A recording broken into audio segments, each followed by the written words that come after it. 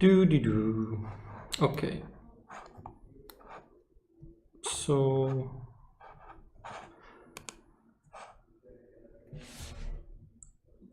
I'm wondering if I guess I should do an introduction.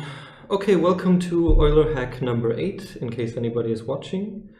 What we do here is we try and do collaborative solving of puzzles from project Euler.net. The nice thing about this is that they're fairly easy to grasp, and you don't need a lot of introduction or syncing before in order to get everybody in a position to be able to contribute. So in that sense, I think they're pretty ideal for these kinds of meetups. What we're going to do is I have this IPython notebook, and we're going to pick random problems, and we're going to try and see if we can solve them.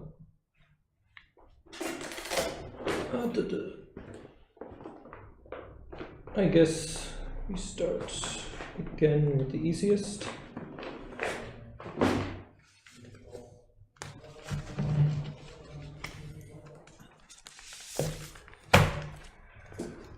Problem number 3.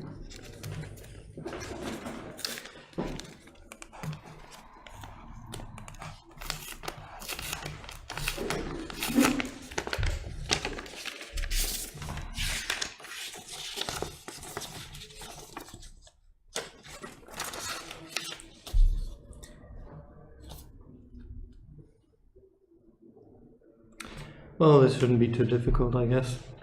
That's not the idea, that some of them are always pretty easy. I think we have another I think we have another notebook which has prime numbers. Euler. I think it even must have been the previous one with a prime sieve. Yeah. So let's just steal this. I'm assuming we're going to need it. And we need, oh god, how much is that? That's like, let me just copy this over.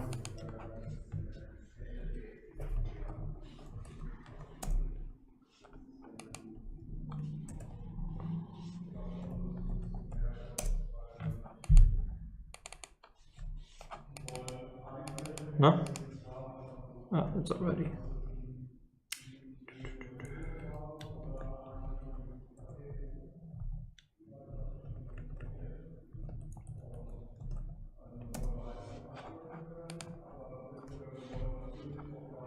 All right. So what do we do? The largest prime factor of a specific number, I guess. Yeah, we could just I guess we have to brute force it, don't we? Just go through the number and find the largest prime that is divisible into it. Yeah, we can like start from the sqrt, like square root. Yeah, square root, and then like go down until we find what that number is equal to 0. Yeah, okay. So let's do def find largest prime num. Get a list that is, I guess, square root of num.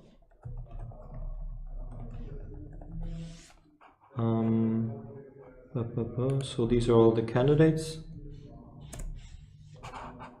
And I guess we can test with the testing number. And let's see. So I guess we should probably start from the top maybe. Yes. For prime in reversed prime list, if num mod prime 0, then it's it, isn't it? I thought we just we don't start with, we don't even use the prime, just a simple loop. Like I mean, from the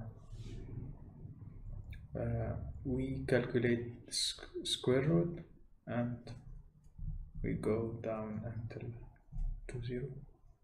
I mean, Just without one by using one? any, yes, without using any prime. Why? Because the thing is to find the prime number. Okay, well, assume we find something that divides num. Then we don't know that it's prime. But then I guess you just recurse. Oh, prime factors. Yes. Oh. Yes, they have to be prime factors. I mean, you could do that. I think you could say, okay, let's say, I don't know, some multiple of 29 also divides into this. Then you find that multiple as a divisor of this. And then you say, okay, what is the largest prime divisor of the number that I just found? Yeah. And you recurse down. You could do that. Maybe But faster. Yeah. Maybe we'll have to do that. Because maybe this is too large. What is square root of this? Should be at least with 6 numbers, not 12. That's not too much. I think you can pretty much, we can have a list with 1,000,000 primes or so. That's not too much. Let's check with this maybe, and then if... Okay, it says 29, so that's not too bad. And I guess...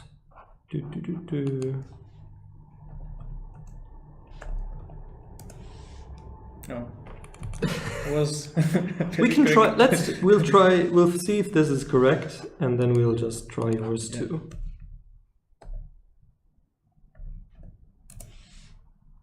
I think we'll have to repeat this. Oh, no. Okay, it's correct. Let's see if we can do some kind of recursive method.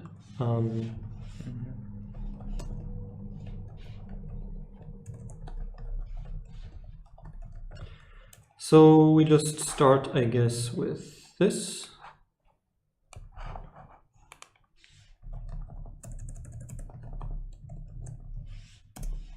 And for, I guess while, or I guess let's say divisor maybe, while divisor greater 0, but 2. Yeah. Okay. If divisor no mod divisor. I was wondering if like the biggest prime divisor would be in the product. So it could be, for example, if we find for the example in the problem 29 multiple 5 could be less than another multiple here. Right, yes. So it wouldn't be. Yeah, it might produce something different. Yeah, that's a good point. No, it's not. But the largest one, it would be this one. Yes, that's the question. Okay, would the first divisor that we encounter would have the largest prime factor as a factor, would it? In that case, we shouldn't start from the math SQL, because this 29th multiple 13, it would be more than the square root of this number. But that doesn't matter. But it's correct, because the largest divisor would be 29th multiple 13. It might be. It might be 29 multiple 5. No, because this is divisor and this is the biggest one. Oh, right, yes, because they're all prime and factors. yeah, Okay, yeah, fine, and yeah. and it has 29th, so it could work. Yeah, Yeah. it could work. Let's see. Okay, how do we do? Blah, blah, blah, blah. So, well, we need a termination condition, right?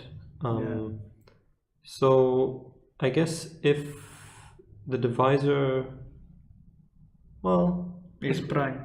yes, well, if the number is prime. If we know that the number is prime, then we return. So in this like solution, we want to not use the prime function. yeah, that's the point. Yeah. I mean, we could always recurse. I don't know.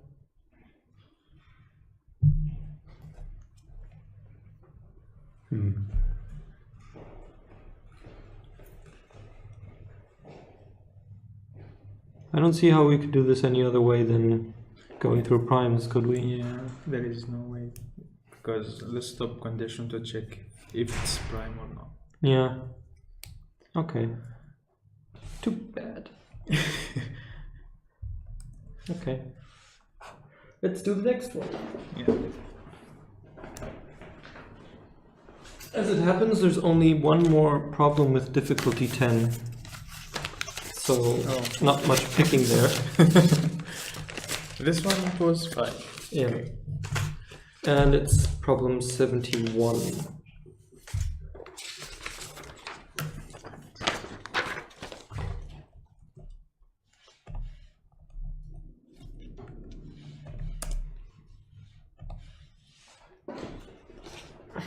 Ordered fractions.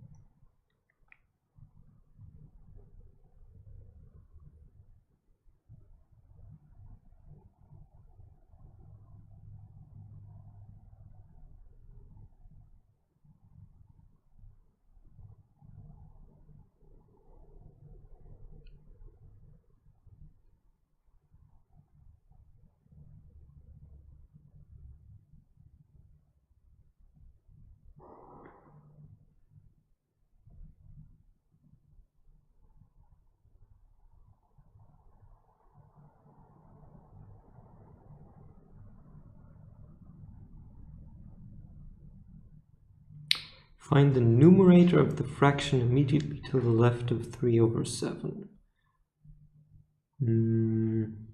Okay.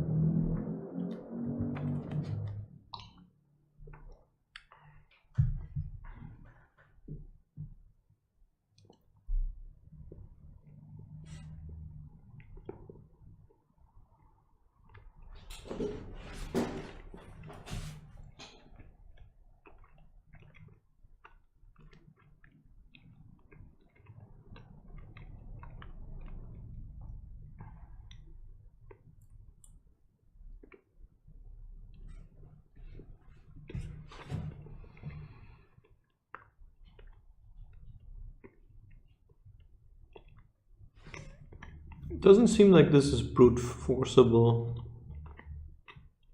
Yeah. Not at 1,000,000. But,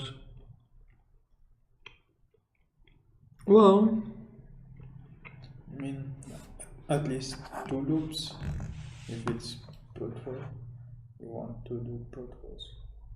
Like a loop for n and a loop for d. well, maybe we should start it from the other approach. Like, we know that we're looking for something to the left of 3/7.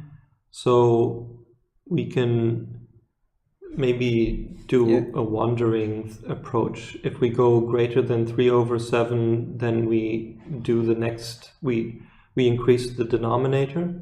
If we're below it, we increase the numerator, and we try and see if we can approximate this number that we're looking for, that is next to the next to 3/7, where the denominator is less than 1,000,000. Yeah. Okay. So if it could be done by like hand. No. Maybe, I don't know. True. Well, we can try and start from the top, I guess. So we're looking at denominator 1,000,000. And so there's, I guess that would be 299,999 over 1,000,000. And that is less than 3/7. No, wait, I'm stupid, pardon me. You mean 7. Okay, wait a minute. What is 3/7? I guess let's start with that.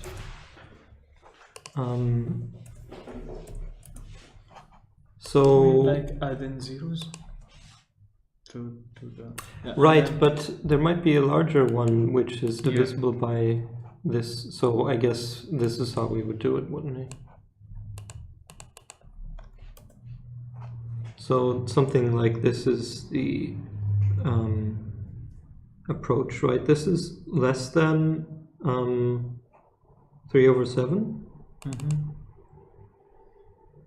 And it's less than equal. Yes, it satisfies that criteria. So the question is there another one that is even closer? Yeah.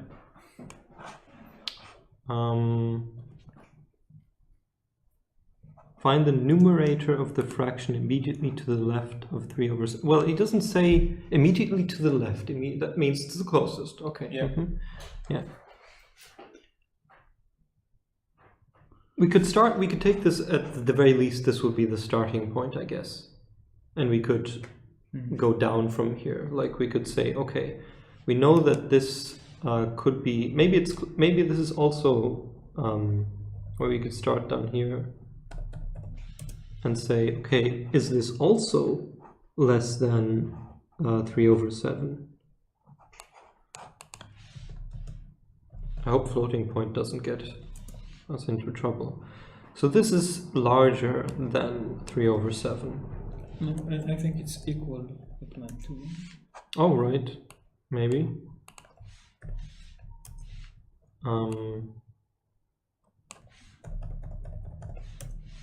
That's, who would have thunk it?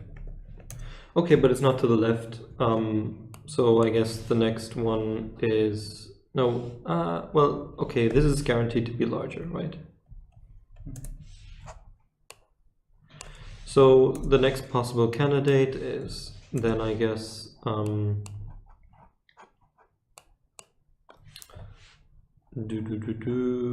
this one, right? So the question is that smaller than, well, is that larger than actually, right? Because this is This is the closest we have so far. So the question is that larger? It's not. So yeah, this is like go on. Yeah, I mean that approach might work. Probably would work. But we can try at least. I mean, this is. It seems like it would be too simple, but why not? Yeah. Okay, let's try it. Okay. Okay. Let's see. Def find closest.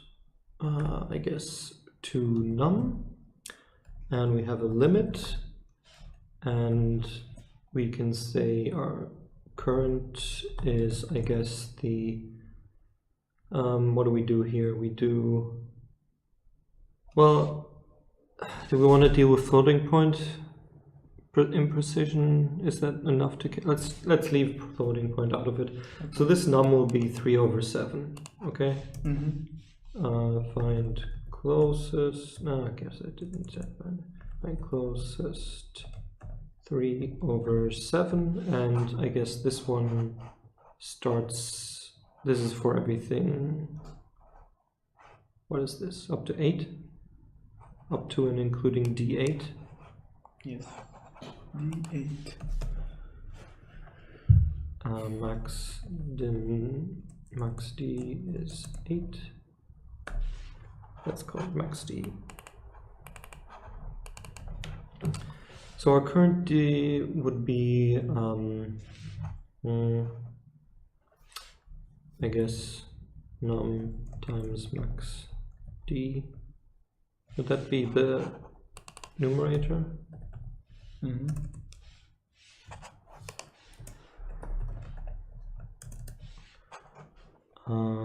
No, it doesn't seem like it.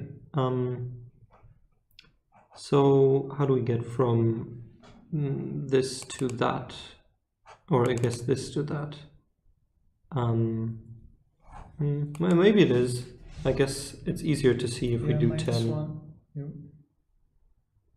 I mean max D minus 1. Max D minus 1.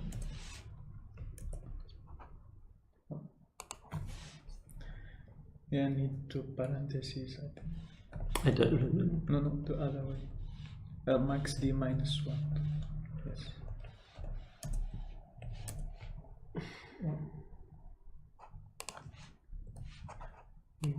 3/7.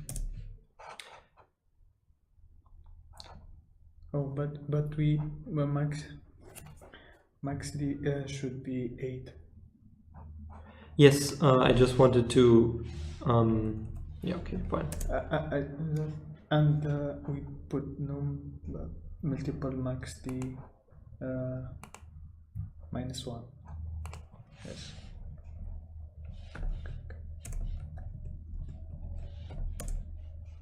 Isn't it? Yes.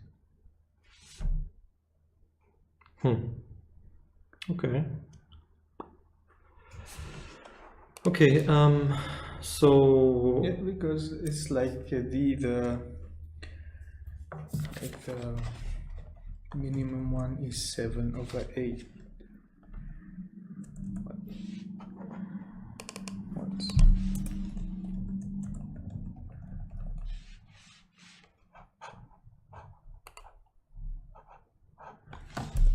I'm confused.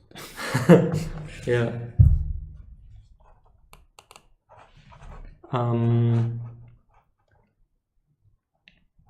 Well, we can try and see if we can get it here.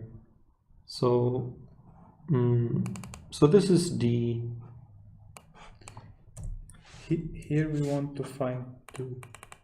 Right. Here we have, I guess, n/D, and we know what D is, and we also know that we're looking for the value that is equal to, I don't know, let's call it something different. Let's call this X, I guess. So we know that X is equal to that, and we do X times D is N. So it seems to be what we're doing. I'm not sure where the -1 comes in. Yeah, but I think we don't have to define n at the moment. Well, we're looking for n. We're looking for we want to have a starting point, right? Yeah. So I guess n would be yeah, this would be n. So I think I'm not sure where this this comes in. Yeah, because it was like 3/7, so I was about to say n should be 3. That's it. Okay, so d times x is our current n, and I guess I guess we should keep track of the closest. Well, okay, this will be this won't necessarily be an integer, so I guess we round it. I think the starting point d will be equal to 7 and n will be equal to 3. Why will it be equal to 7? This one.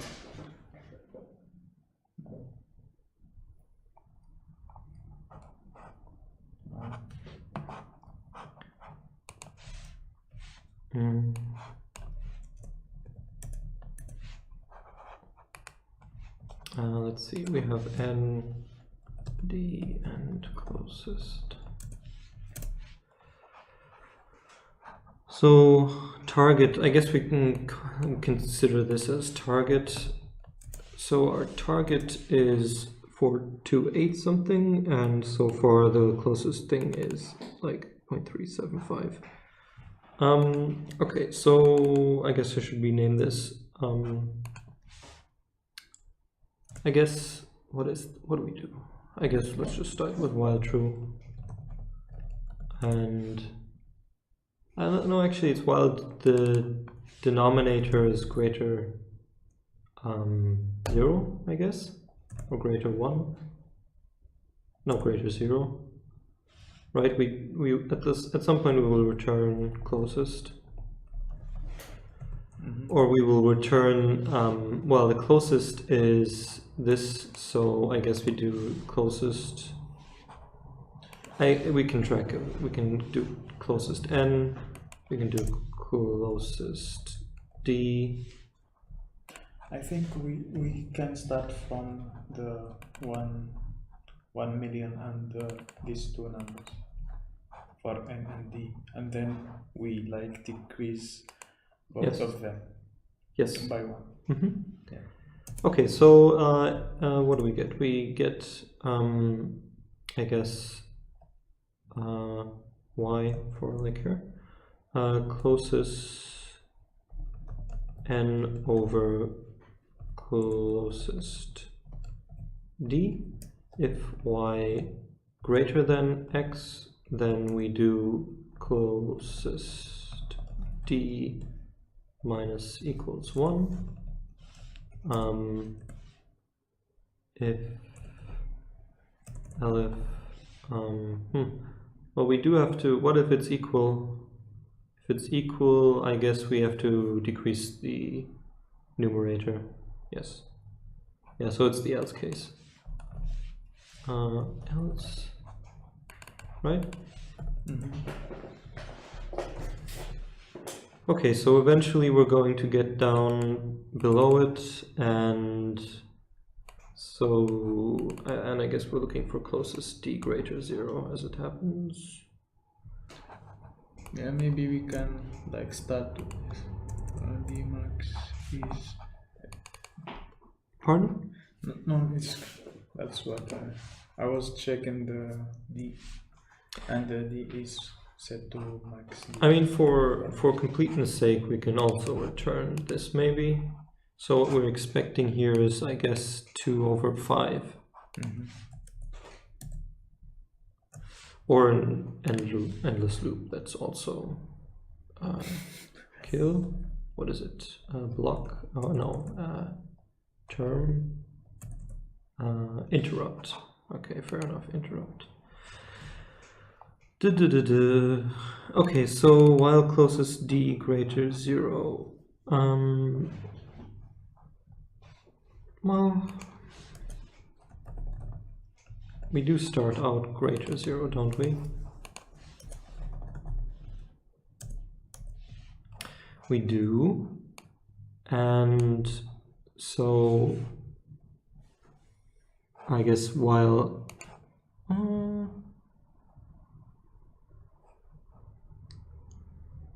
so this will get smaller and smaller.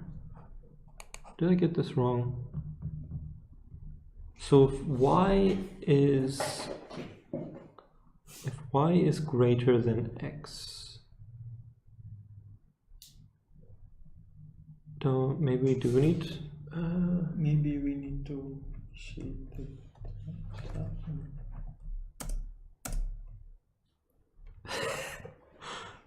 Okay, let's think about this. I guess.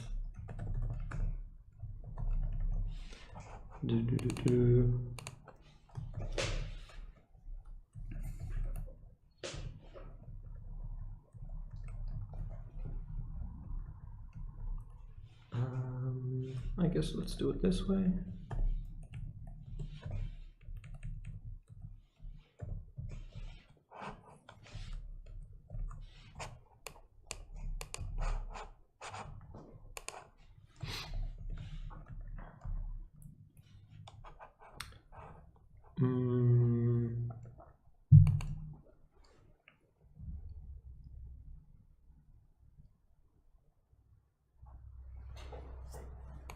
I guess I can just, I mean, I'm not sure why this would happen, but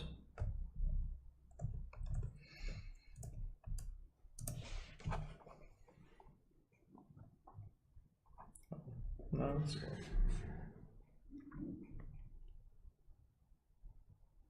I never checked actually. Bullshit. Okay, I never actually keep around the candidate, right? Yeah. I mean, I need to say. Okay. We keep it the max candidate. Yes. So I'm misusing these things. So we say N and D are the current ones, I guess, and N and D, and if, well, we do it here, I guess. If N over D is more than the we have a closest one. Yes. We assign it like X. Yes. So if y is greater than, I guess we can. Yeah. Let's just do it again. Shouldn't be that critical. Closest n, then I think.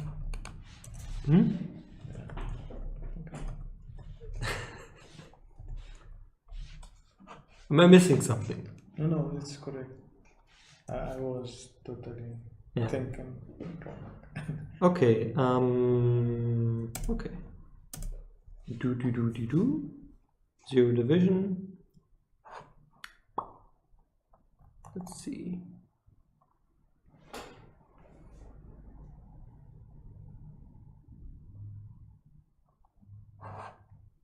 No. 3 over 6 equals 0.0.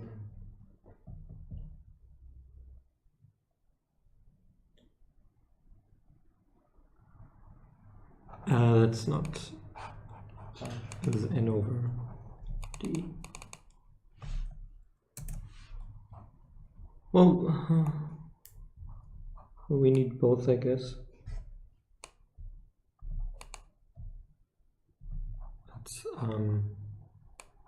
I don't know. Let's capture this. Let's just call it closest.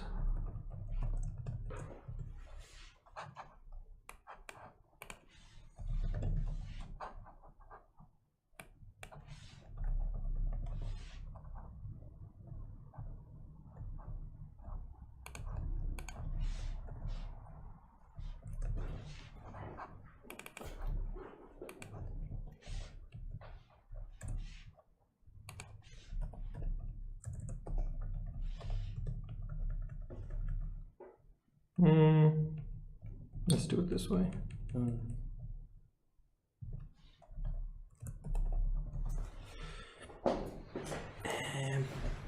I hate it. I hate. Whatever. I hate. Okay, whatever.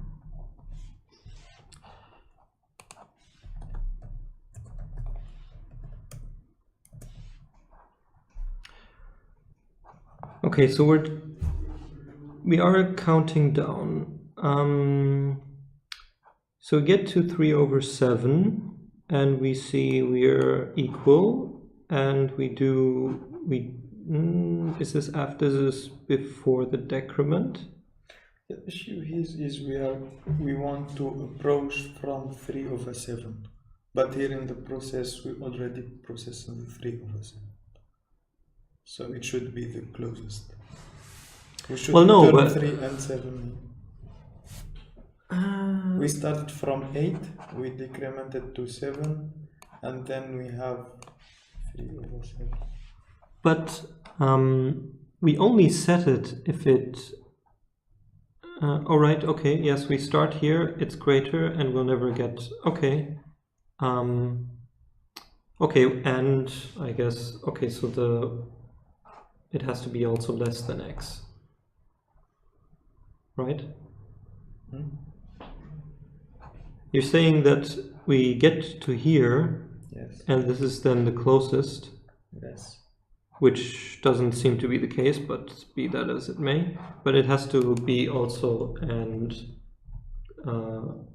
y has to be less than x. So I guess we can clamp it, right? So it has to be both greater than the closest, and it has to be less than x. Then we mark it as the closest and set also closest equal to y.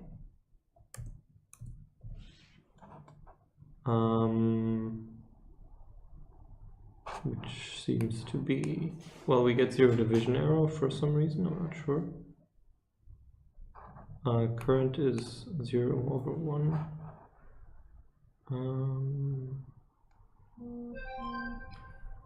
Yellow.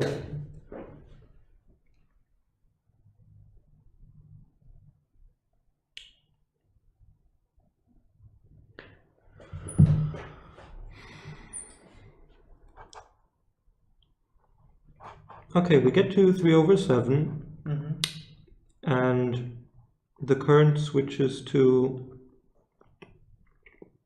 it decrements the denominator, decrements the numerator, decrements the denominator, and at this point, I guess we can put this here and see if it sets the closest. Right, it does. So here, when he gets here, he sets closest to that, and from then on, that's how it stays. 2/5, 2/5. And now we just have some kind of terminating issue. And maybe we can do like y d is oh, right, I still have these other things. Yeah. Maybe okay. We can just check for t.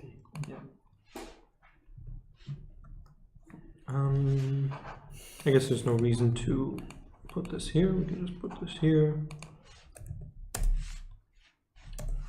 2/5, and now, oh god. Well, we can see how long it takes. We can sort of, okay, it's not too bad. Not too bad. Not too bad. Well, Jesus Christ. I hope this is going to give. Okay. Okay, It was like 3 numbers. Yeah, from the... yeah. We already put the... Oh! You see, it's less than the one that you already copied in the... We tested. Yeah, of course. It's less than the one that I tested, but only by if we had done pen and paper, we would never have known that it's the closest one, right? Maybe you can check like the forums. Maybe there is a mathematical solution. Back. Oh God, no! Leave me alone. Okay. Go to the thread. Download overview. What is that? I guess it's just this page here. Okay. A bit of an easy one. Subtract 1 from the numerator. Well, that's not true though. Yes, it's not true. Why is this so upvoted? I don't understand. The denominator is the 7 at the end. Yes, exactly. I don't know. Maybe they changed I mean, this is from 2004. Maybe they changed the problem so that it's not quite so simple or something. Yeah, but it would be true. Yeah. We keep like the biggest number always. We gonna have like the most approximate thing. I don't even know why I did this approximation. This has to be like a super fast algorithm, doesn't it? Yeah. It's like, how many steps does this go through? Actually, no, it goes the whole way through, right? Because it never knows. I mean, it doesn't know if there would be a closer one at some point. Yeah. How can we determine that somehow? Let's see if I'm sure that like with approximation, if we have like bigger numbers in the numerator and denominator, we would have the closest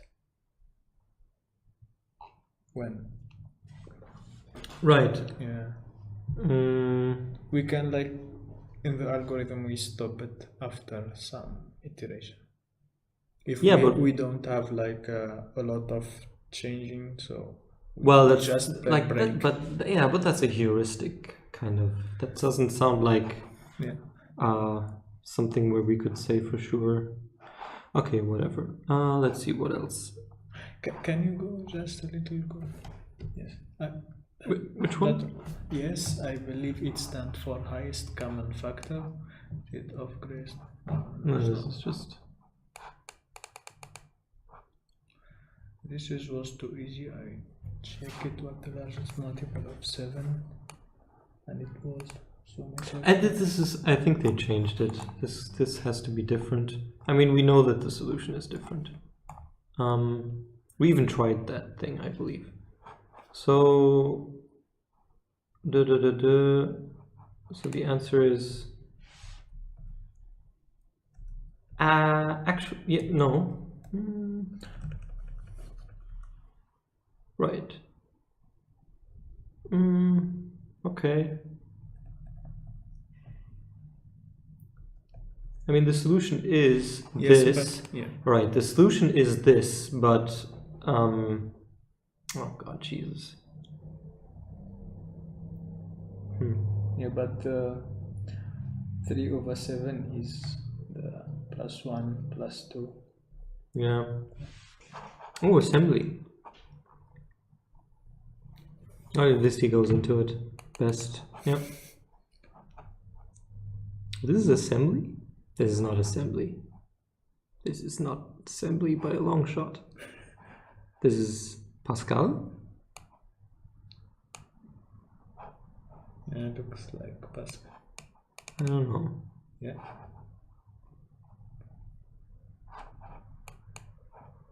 It's Pascal. Yeah. Okay. Pascal is like first programming language in high school. Yeah, for me too. Turbo Pascal.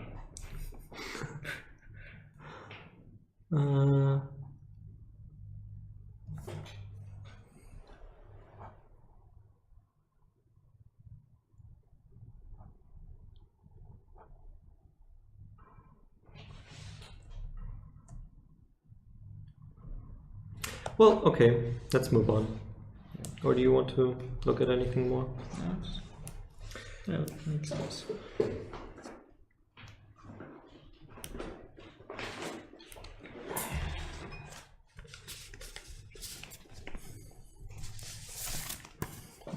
Problem number 65.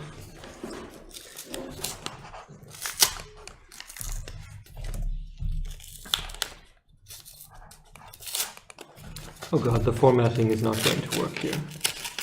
I'm not pull it out as oh, okay.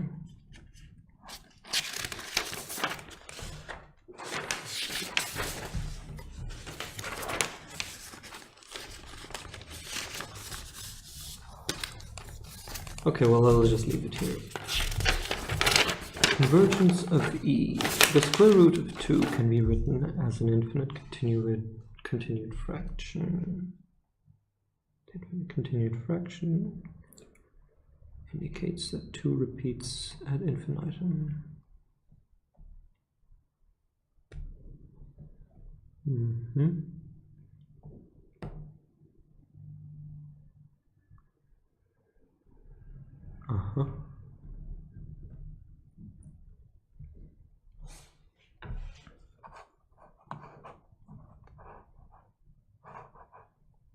Turns out that the sequence of partial values.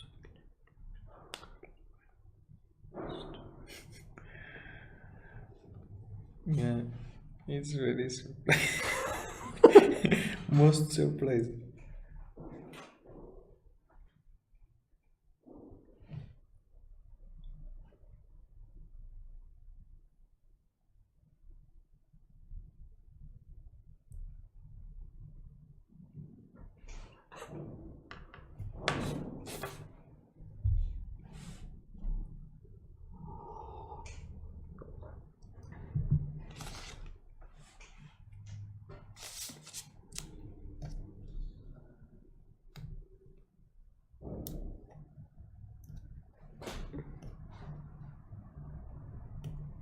You know, at some point I'm going to find there's going to be some problem with a boatload of text, and then just a simple question down at the bottom, completely unrelated. Just controlling the people, making them read all of this. Calculate the mass of the sum. Yeah.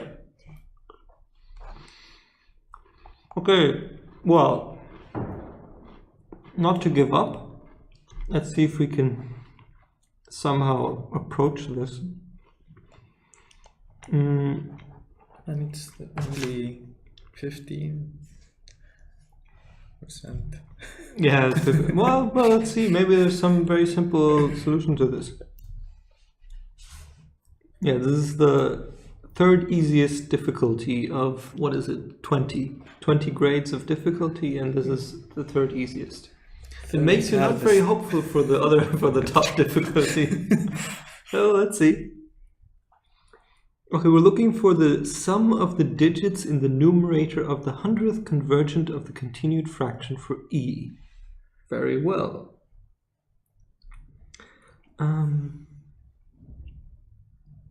Let's see. Digits in the numerator of the 100th convergent. Okay, so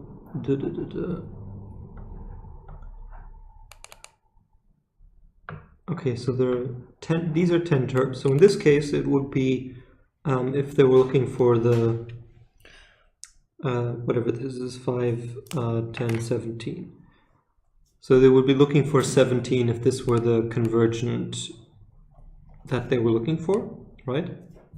Yeah, it's like the 10th, this one is the sum of this. Yes. 17 in this case. Ah, right, that's what they wrote. Okay. I won't like to write this notation using this continued fraction. Can be written. So I want to write.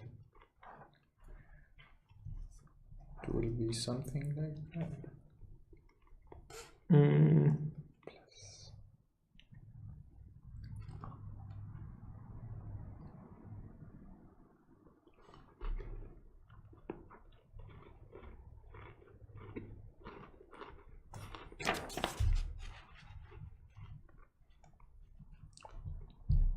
Okay. But that's not so difficult. Right, you have a limit of how far you go down the tree. And you just sum the numerator. So yeah. But how is written that way? Right. You have 2. Okay, so 1 over 2. This is like repeatedly 2. Right, this is the start and this is the repeating, I guess. Yeah. Let's see if we can get this. You want to encode this? Okay, so let's see. Let me just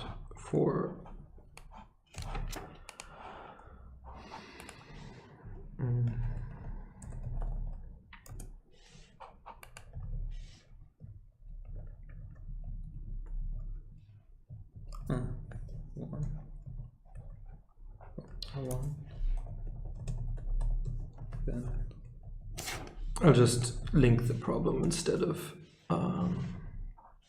writing the text. Okay, so let's see. Def convergent with a convergent and we're looking for, I guess, depth, or I guess we can call it nth, and we're looking for whatever this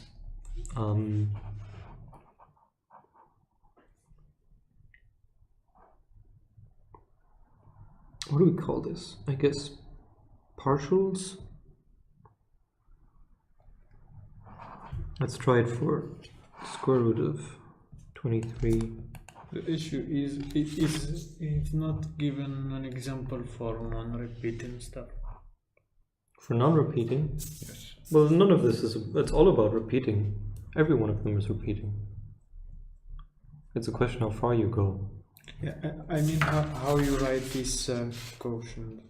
For example, for non-repeating. Here we have like 2's is here, but Right, yes. if it's 1 then 2 then this one could help to Well, we can find- verify at least if we understand it correctly, right? Yeah. Because we have, do we have the for E, we also have it, I believe, do we not? for what? The sequence, right, this is E. This is the, Yeah, we can verify it, the next line. Yeah. right, exactly. We can verify that we understand this correctly Exactly. with this line. Yeah, that's what I'm trying to do. Yeah. So at most we will need 100. My understanding is that at most you will need 100 elements in this sequence, I think. Yeah. So this is two. What do the brackets mean? What do the Brackets is repeating 2. repeating 2? So these are not repeating. Yes, this is. Oh, but there is a pattern. It's 2k. It's always 2k between 2 ones. Okay, so yeah, It's- 2, 4, 6, 8. Yeah.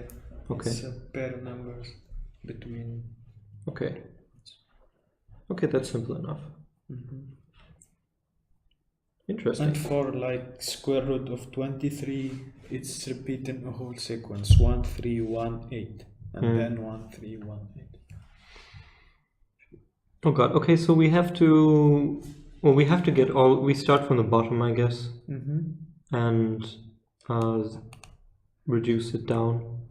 Yeah, I think, for example, for the first 2, it's just 2, and then for 3, it's 2 over 2. 1 plus 2 plus 1 over 1. No. it's yes. Well, we have the illustration for this, so, and this is for square root 2. Fraction. Oh, it's fraction, so it's gonna be so it should be something like 2 plus 1 over. But why isn't this 1, 2? 1 plus 1 over 2. So if this is like equal 1/3, so we are correct. Okay, we'll call this thing a sequence, and I will, let's do this for third, E. 12, 2/3, yeah. So let's do this convergent, and we'll do, Yeah. is this separate? I guess this is start and then the sequence. So let's do this as 2, and let's do, I guess the 10th maybe. Let's do the 10th. So I guess nth equals 10 and sec equals this, and start equals 2, and the sequence is then just these. So 1, 2, 1. What? Did I skip something there? 1, 2, 1, 1, 4, 1, 1, 6, 1. Okay, fair enough.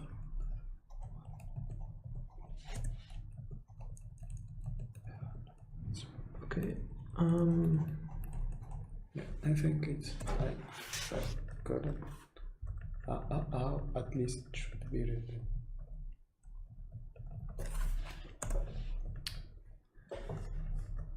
Just a sec. Yeah. Right. So here we have like the sequence is 1 to 1. So to get the 3, it's like 2 plus 1 over 1, similar to here, but here we have 2, it's repeating 2. And then for the 8 over 1/3 should be like here 1 and then 2. Yeah. And then the pattern is 1 to 1 and then 1 for 1 and then 1 and then 6. It's something like that. Right. Yeah, here is like the sequence. The other thing is to fit into. Yeah. I guess we can do recursion, right? We can always cut off the sequence. So the convergent of this is the start plus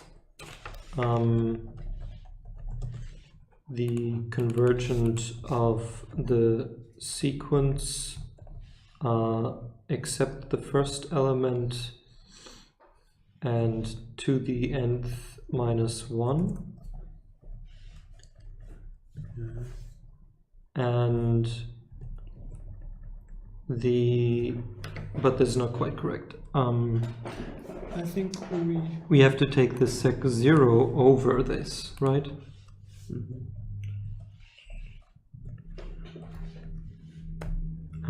And then we add to that, well, this is this top part, right? So we have the start and then this, well, it's 1 over, actually no, it has to be 1 over, right? It's 1 over the 1 over this plus this, isn't it? 1 over No, it's 1 over the convergent for the rest and sec 0. Is it? Sec? No, no, no, no.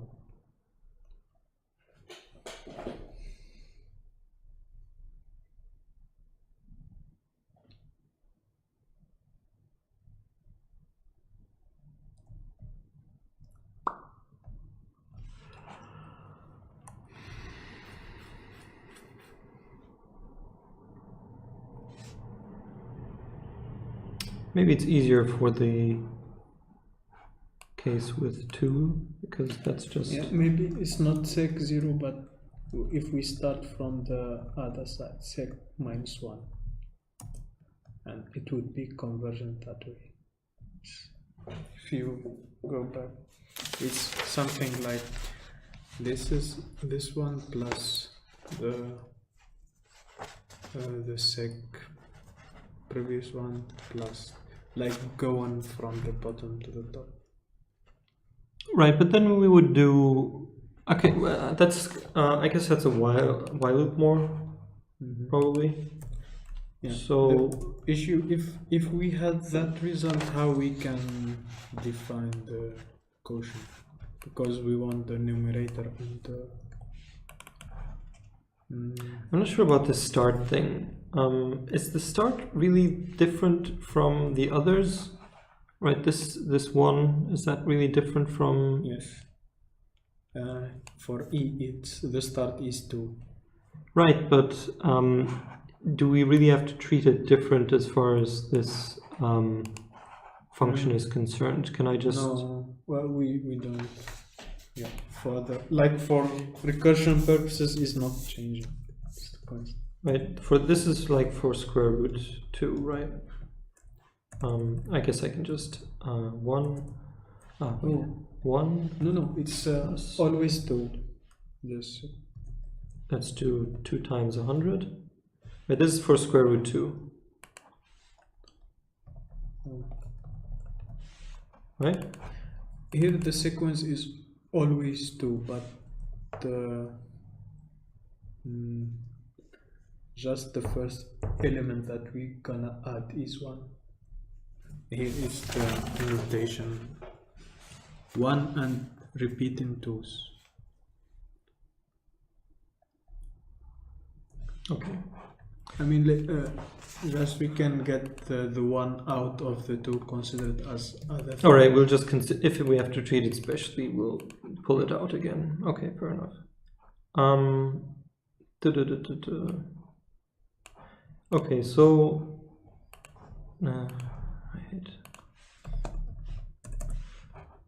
okay, so the nth minus 1, I guess, while or no, we go nth, no, we go sec nth, right? This is the last thing we're looking at, and this is 1 over that. So we're looking at the sum, I guess, or let's call it, what do we call it? Let's just call it C. Okay, so while nth greater 0,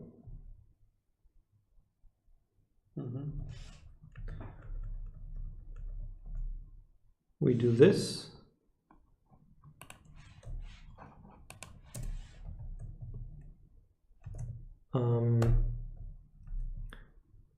We do this. No, we have to do something else. So it's 1 over 2. In the second case, it's 1 over 2, and then add on to that 2 and divide. I'm closing it.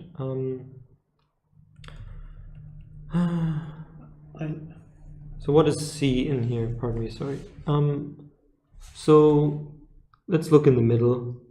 So this is C, right? If we're looking at this line, we add on to C the sequence and continue, right? So this is, we add on to C the sequence. Maybe we can and here do get C equals, C equals 1 over C, isn't it? Or to make it simpler, plus, and then nth minus equals 1.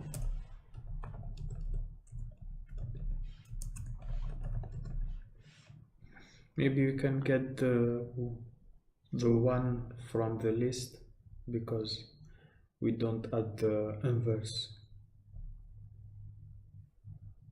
Like for example for 2. You mean the final one? The final one. Right. Okay, yes. Sec 0, like this. Is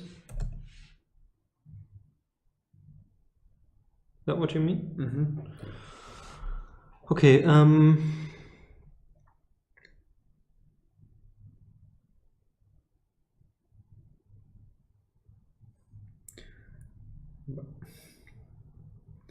but we need like the quotient, not right. There's like function to that. Fractions. So we can say fractions fraction, and we can say 1 over, I guess, I hope. Does this have documentation or something? I think we can do, let me see. No, can't do that. Triple. Something like that. I know there's something here. Yeah.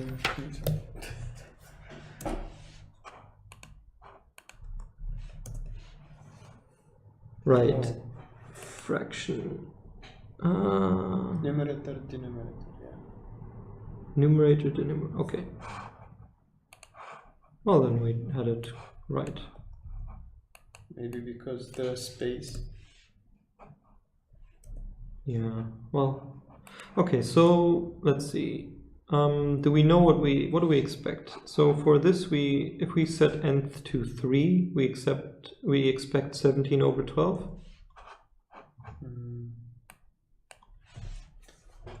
Do we? Yes.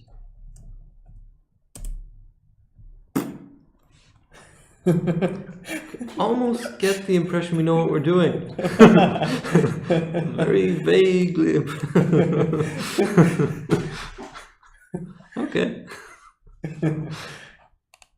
Fair enough. Okay, let's see. Okay, then we need to, I guess, generate the sequence for E.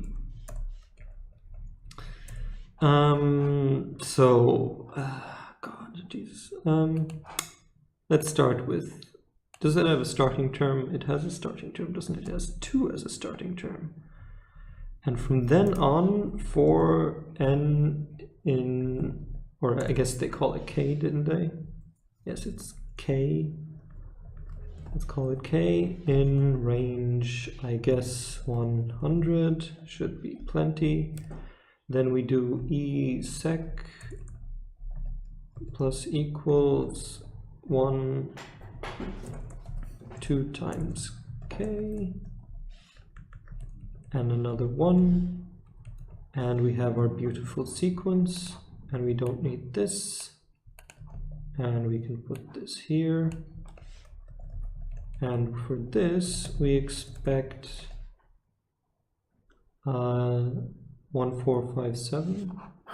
I think only for 10th, not. Pardon?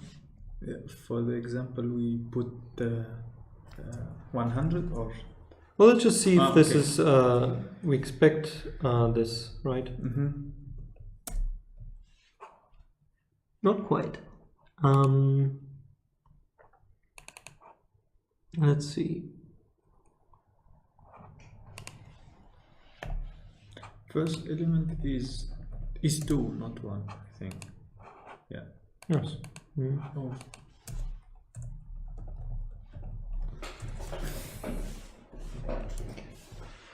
Two, 1, oh, 0. We start at 0. That's unfortunate. What do we need to start with? Jesus, let me switch the tab. We need to start with 2. Yeah. Okay, so that means we have 1 here. Yeah. Okay, that looks more promising, but that doesn't. Is that double? Almost. No, it's not.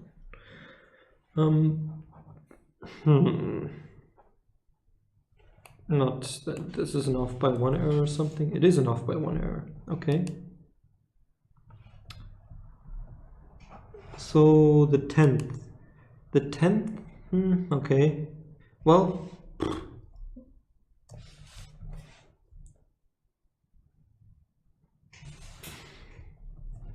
what is the first? 3/1. So apparently we're 0 index for some reason or other, which I'm not too opposed to. So let's just do 99. And they want the sum of these. So let's see.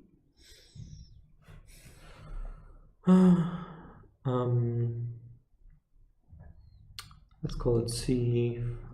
Let's just call it C. And we get C numerator, I think. And we do stir. And I believe we get this. And we do map of int to this. And we get lots of integers. And these two are good. Let's just do sum. And that is this. Any bets? No? It's probably it. Cool. It's so imposing, isn't it? But at the end of the day, if it's just reading the problem. When you see like the problems, it's very long, but it's long. 40 in assembly. What the? Continue fraction.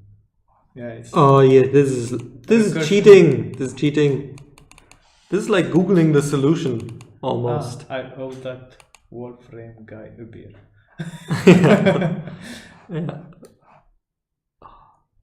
This is using Wolfram assembly.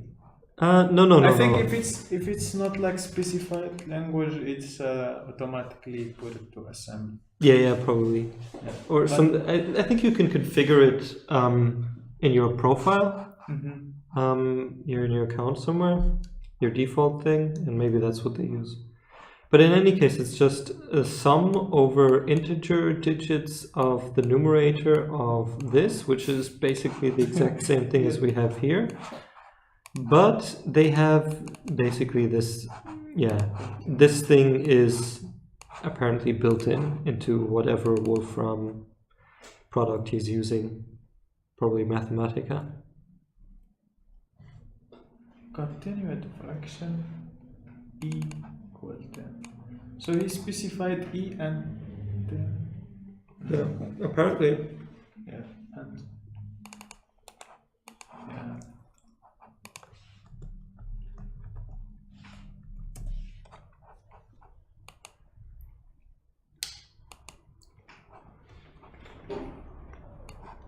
This is exactly what we're looking for. Yeah. Okay.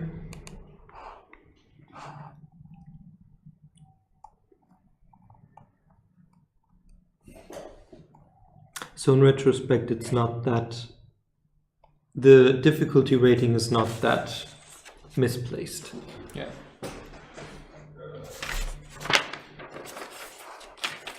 Yeah, but it's very interesting that how the square root of 2 is made, and then the sum of the square root stuff first, then conversion of square root are these.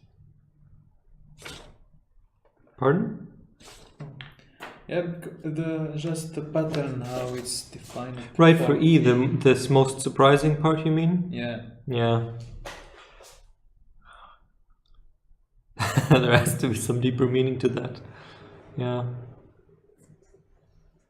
I mean, both are, I guess, transcendental is the word, I think.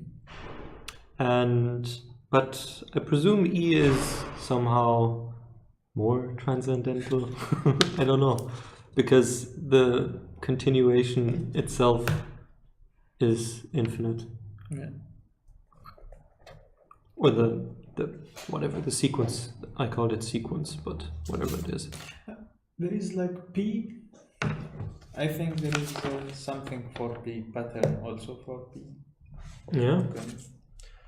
Continued fraction of pi.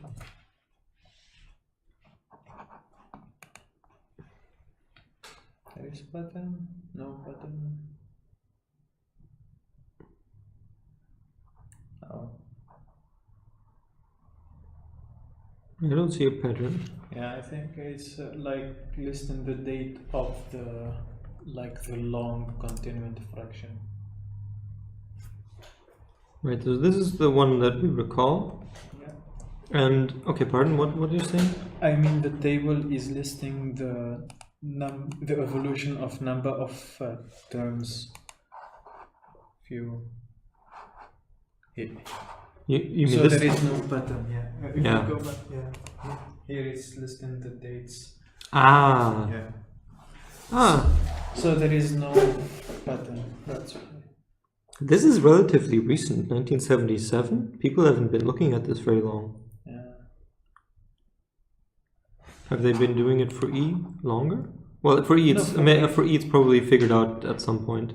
Yeah, it's pattern for E. It's always pattern, so it's known. But for pi, every time they Who figured that out?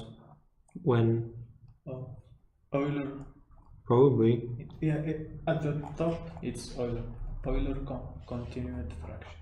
Ah, okay. I think he just came up with. Ah. Okay. But for pi, just I don't know. This guy is the only one. The Weisstein. Weisstein. I think it's is it? And he's not letting up. Well, No one to. what is that? That's 15 billion, I guess. Yeah. Hmm.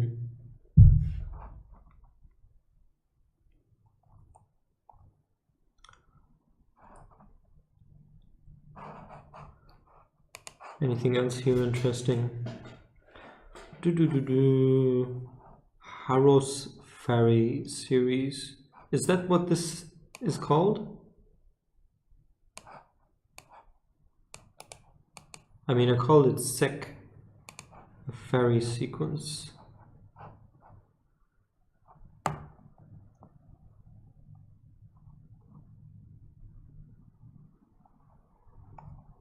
No, it's the result.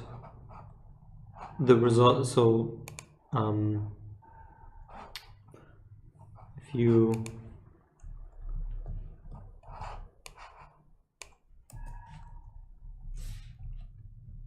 so I believe this is the what does he call it? Where is it? Did I scroll past it?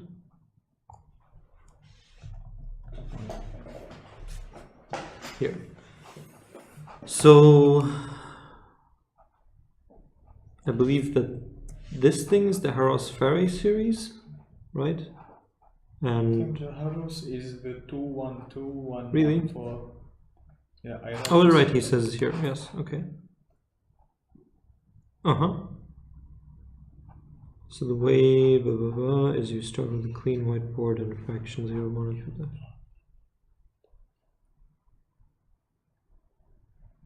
I think Wikipedia is explaining how it's.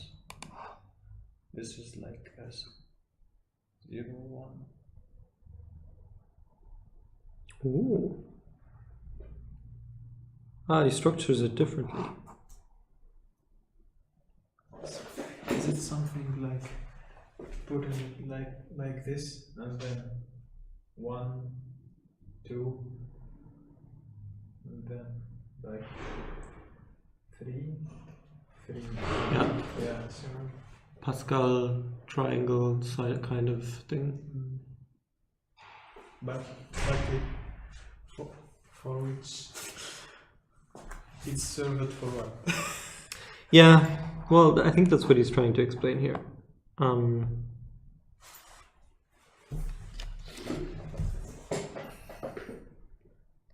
Right, he's saying some on the left and on the right.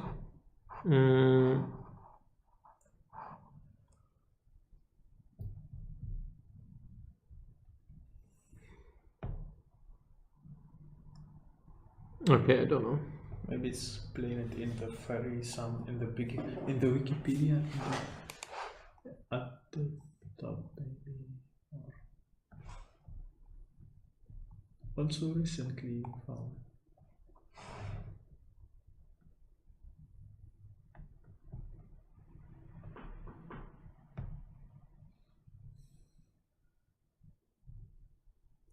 Yes, it's the pattern of the square root of 2. F8. Oh, I found myself back to to this one problem. What? This is the previous one? Yeah, previous problem. This one. Yeah, it's just ordered. Oh god, yeah, okay, this is yeah, okay, but this is complete, there's no correlation, right? Yeah. Okay. Yeah. What is it here? Yeah. Complete coincidence, I guess. Yeah. Okay, what do we have? I think we can do one more, I guess. Are you okay? Yeah, can do one more. See if we can.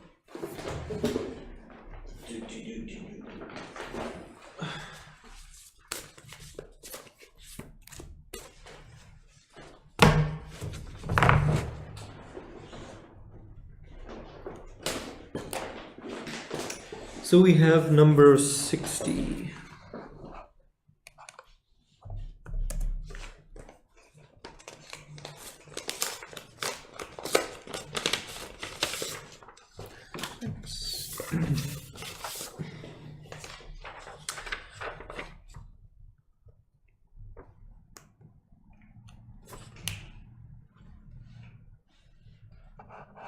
I think we did this. Really? I don't think so.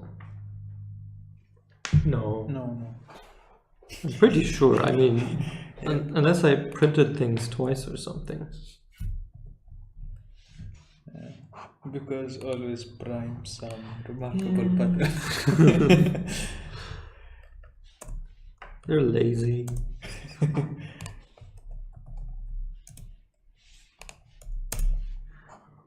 Okay. The primes and are quite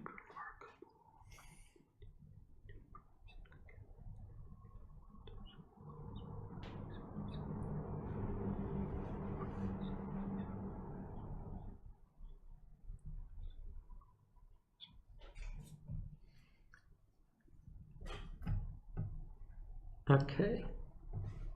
This. So intuitively, because they say concatenate, and this is bound to the decimal representation, I have to assume that there's no beautiful way to do this.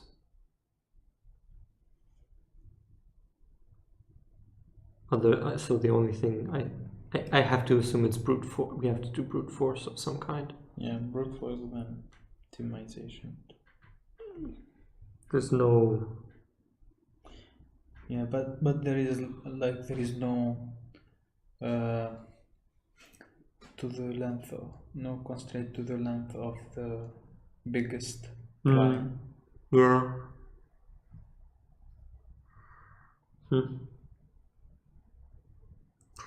Let me see. Well, but the optimization, I guess, is that we can do early exit.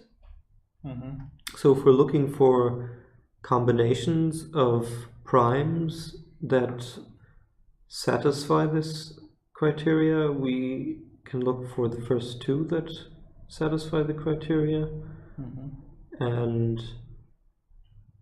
then look for another one that satisfies the criteria with those two together, and so forth.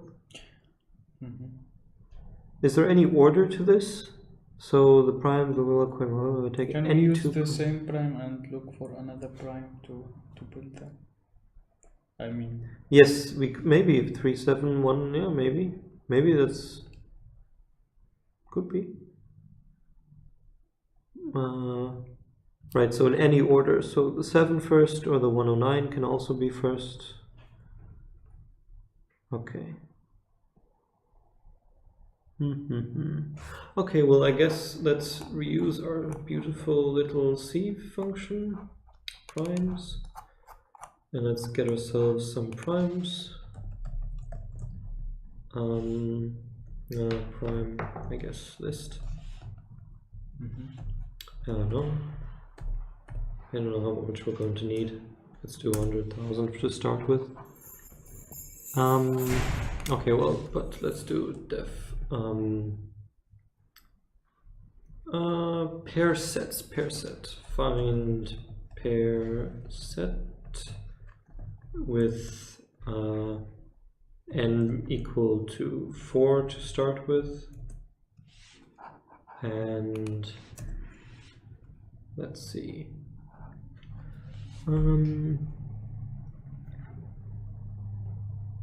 Okay, so we're going to need the string representations.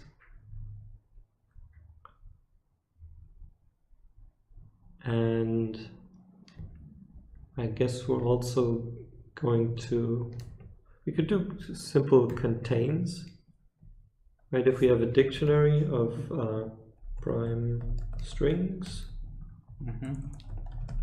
and we do the prime itself to the stir of the prime, for p in prime list. Maybe we can, for primes list, we can go up, because if we concatenate 109 and 6, we will have more than that number.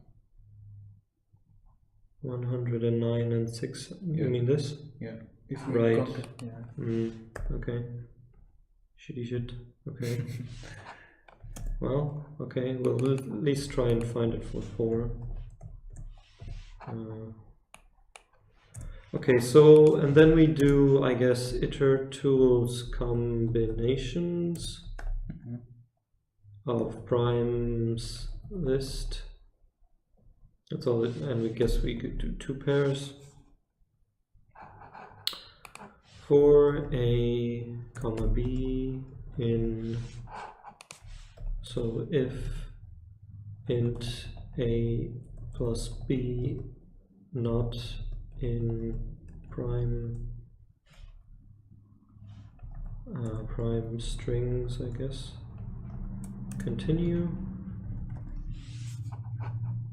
and likewise for the B plus A.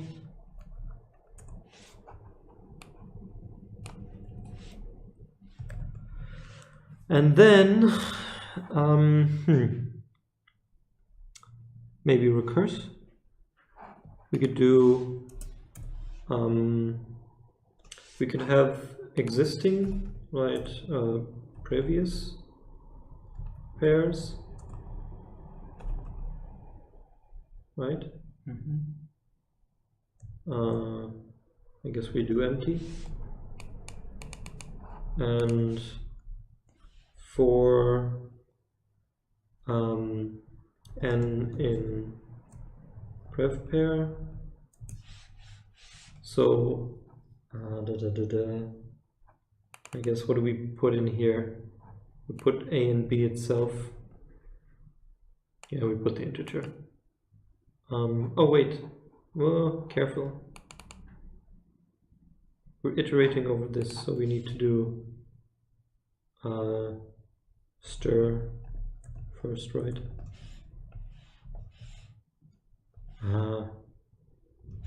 Yeah, okay. Let's just see if we can get a solution first.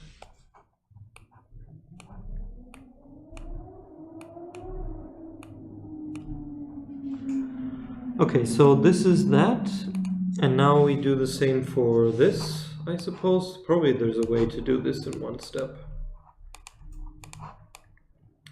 So for n, probably we can just do iterate over the prime list as is and initialize with something, you know? Yeah, but how would we know the initial values that Well, two numbers will be included? we could just say that if we say we just iterate through the primes, and if there is something, we iterate through the primes, and then we iterate through the previous pairs, which to start with is empty. So there's no thing which makes us skip. And so then we recurse and add. Yeah, I think this might work. Okay, so then Can start with 2 and 3. yeah, for m in prime list, for I guess let's call them differently, x and y in prev pairs. If this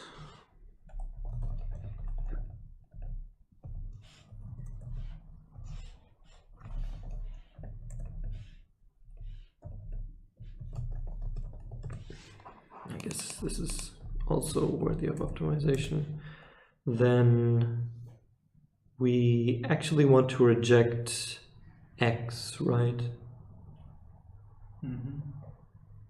So I guess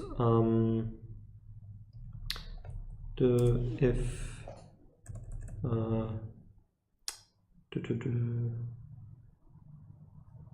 all is all pairs, all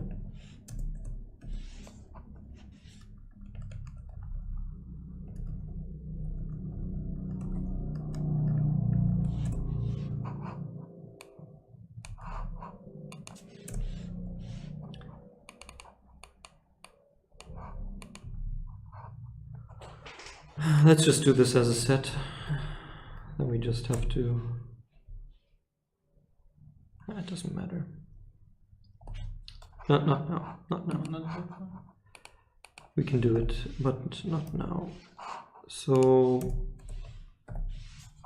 and so this has to be in prime strings, and this has to be in prime strings.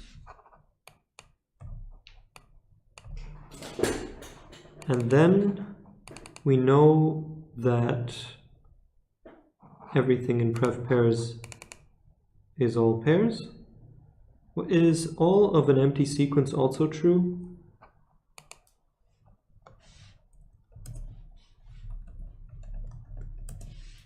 Seems to, which fits the bill. So if not is all pairs, continue. Else, all right, well, well, or this. So if all of them are pairs, then we do simply we add x to prev pairs. yes. So So the result is pair set, find pair set of what is n? N is the max. So we're looking for one less, I guess.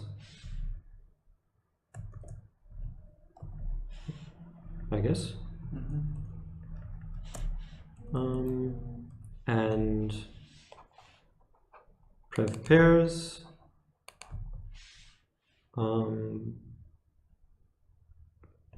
Do x plus, I guess, x, yes.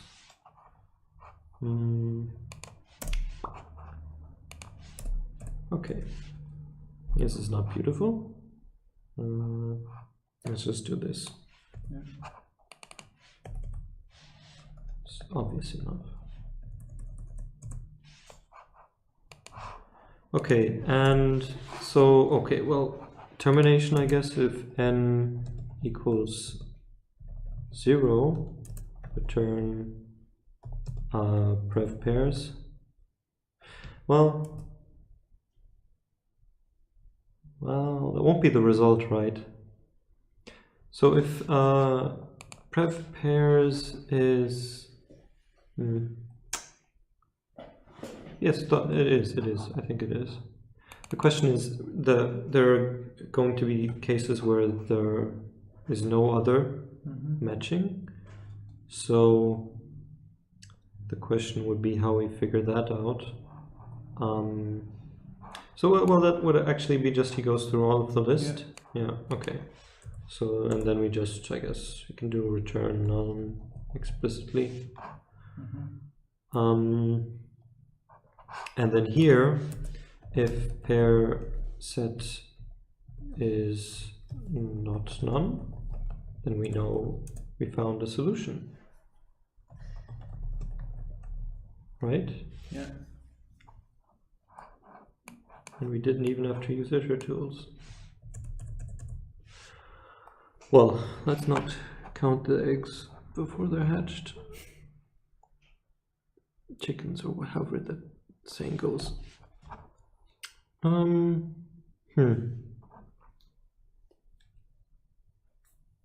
do you feel about this?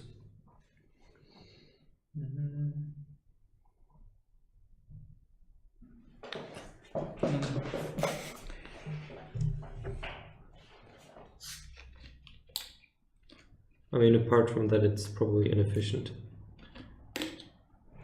Which just the explicit returns are we don't need to do that. Just from the if pair set is not known and the return is it will never be reached, I think. You will say this is never reached.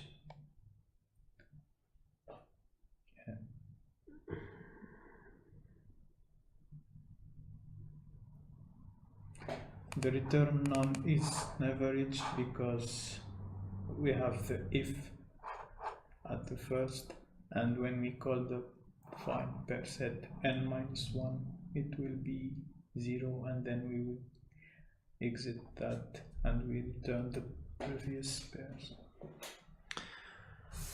Okay.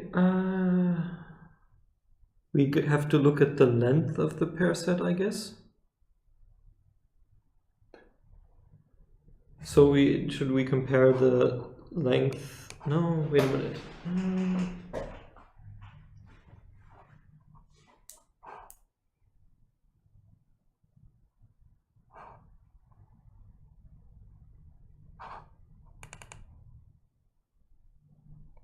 So we press down.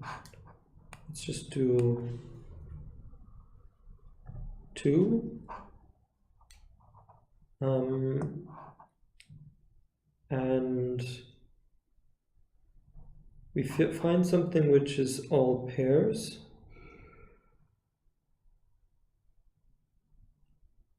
We only go in here when we actually have a pair. So prev pairs will always be pairs. And I don't see why this would not.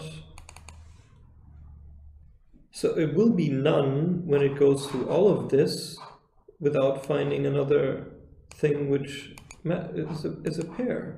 I don't know. I think it has a chance. Are you sure of this?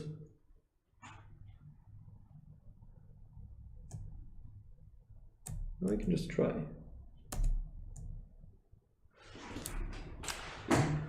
3 or 3 and 7. So 3 and 7. Yeah, it's correct. For n. 3, 7, 109. What a coincidence! But it's start to be very slow. You think? Yeah. Yeah, that's maybe. Yeah, quite. Okay, fair enough. Let's see. How can we make this faster? I think even Python will not help us a lot. Yeah, we're not doing. Yeah. Okay, how can we look at the primes in a more economical manner? I guess the first thing we can do, I guess, is we can skip all the primes which are less than something which is already in prev pairs. Oh, also, we're generating the prime list on every stupid iteration. Yeah, we don't need to do that.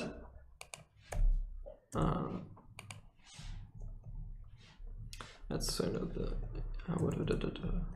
interrupt kernel.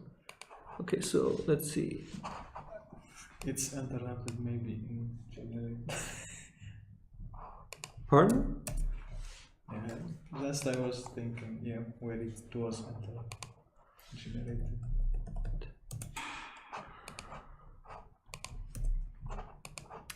I guess if it's this fast, let's just do another. This is quite fast actually. So there's 10 million? 10 million for, okay. Well, maybe I shouldn't. Okay, what are the abort conditions for us? Maybe that's because we're iterating through the whole prime list for ages and ages and ages. And, actually no. We're only iterating until we find the first pair. So we're iterating as far as we have to, I think. The question is, we can probably skip a lot. Right?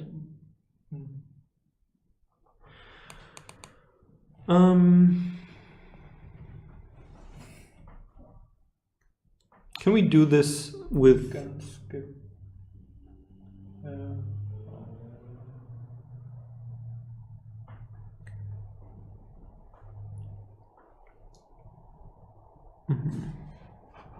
Okay, well, let's see how much this helps us. Not too much. I guess we can do the same thing for this. I wonder how much this string to int conversion is costing us.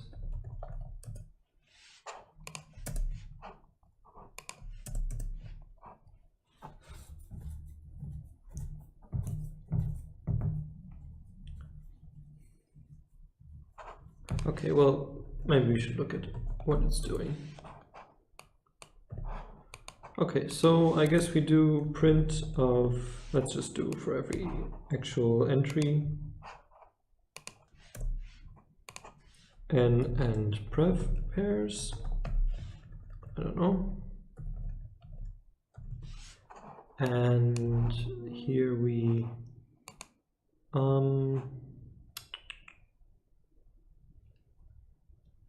here we can say, well, this is the result, right?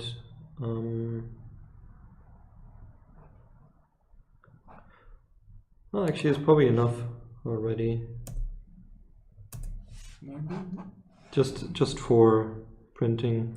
Yeah, maybe because we are repeating the process from x in a prime list over and over again. We can use a memoir or something. No. It's not.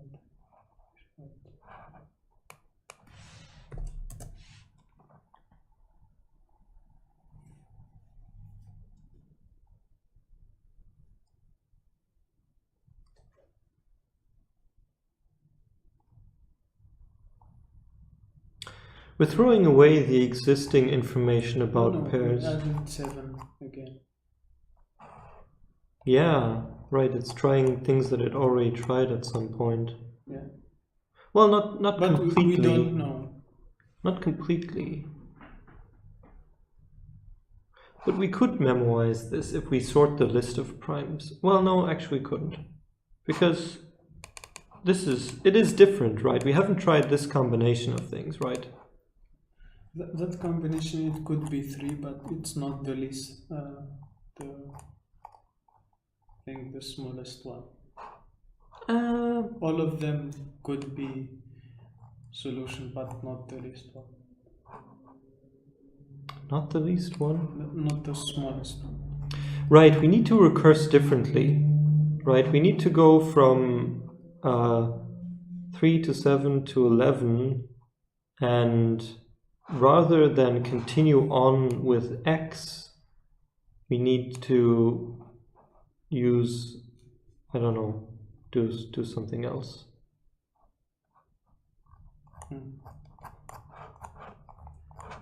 Maybe. You mean like we did 3 and 7 and it worked? We use other.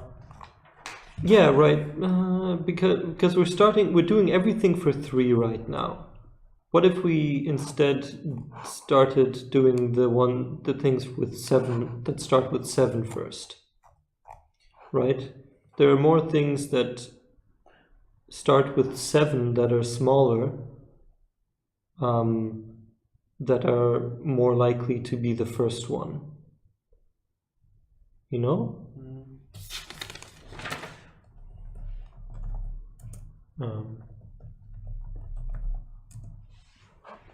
You know what I mean? We're going through every possible thing that is a pair for 3.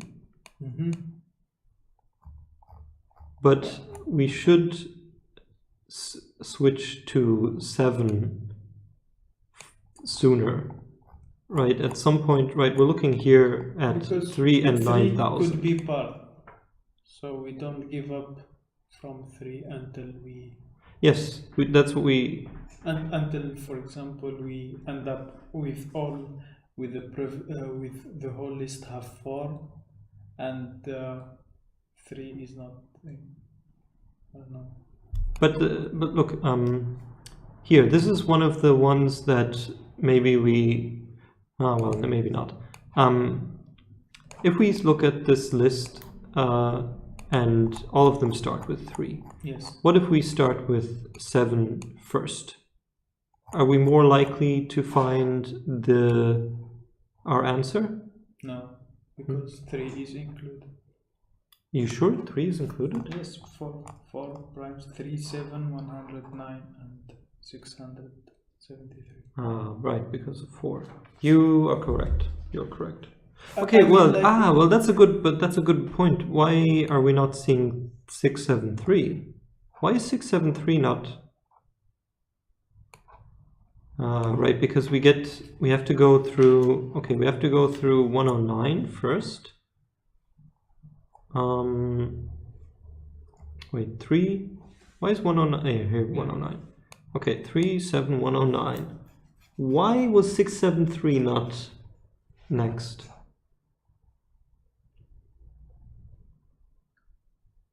What about we try 3, 7, 109 and then 229?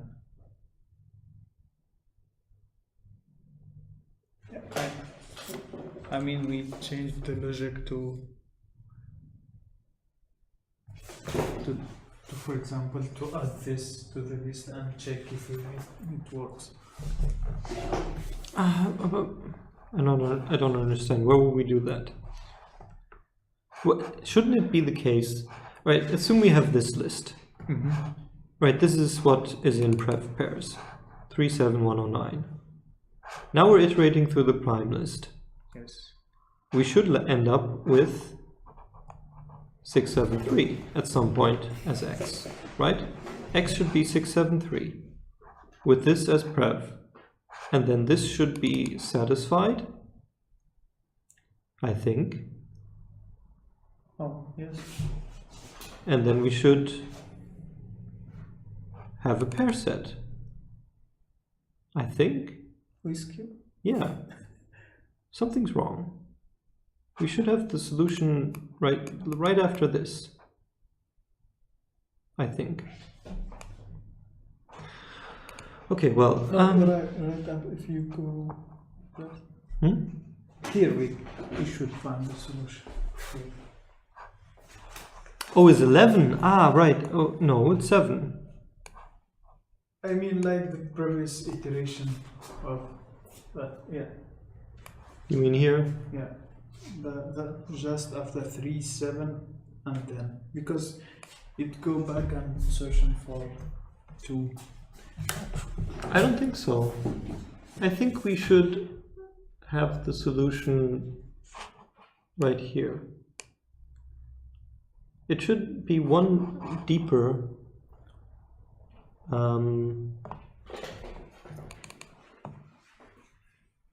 Well, yes, we should have the solution there, right? This should be the last iteration, because it should at some point find 6, 7, 3. Yeah. And then it will recurse and it will return this, because n will be 0. And I think that has to be okay. Well, let me just look at this. Okay, if x equals let's just look at this.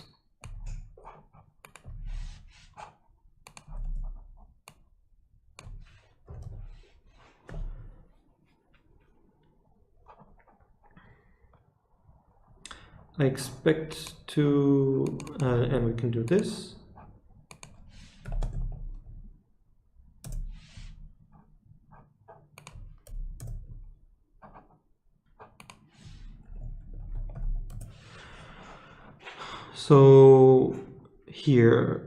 So here we have false. For some reason or other, they're not all true. So what's going on?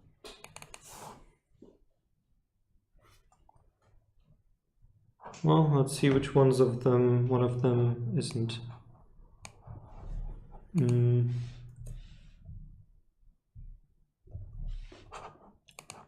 I hate when I write with any or all and then I have to do some extra instructions, so I have to write it with loop. Okay, so we look at, let's just do this.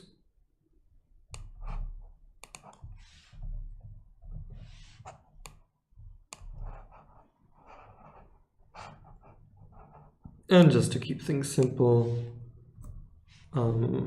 just to illustrate that this is indeed an, I guess,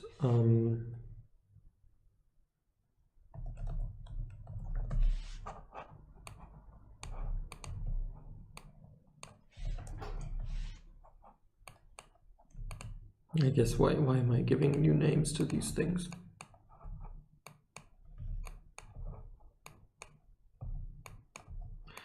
Okay.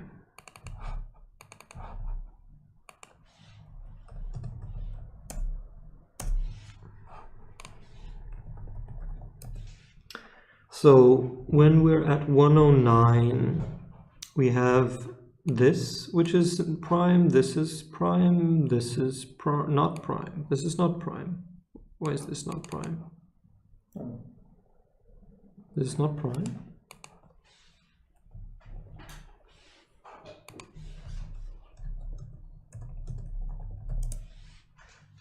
Yeah, it's off screen.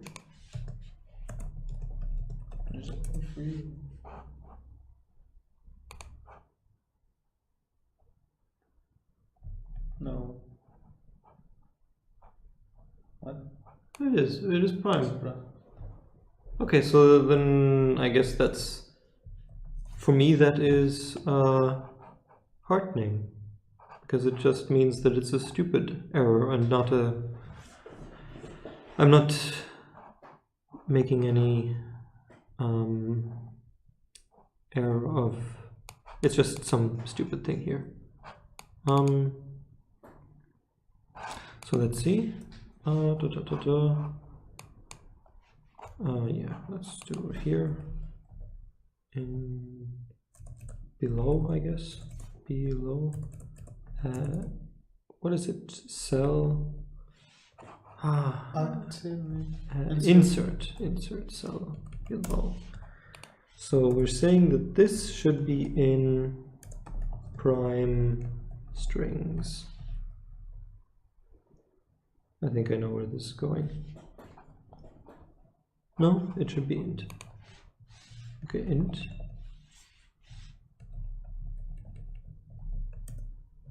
False. Is it now? So what if I just do set of prime list?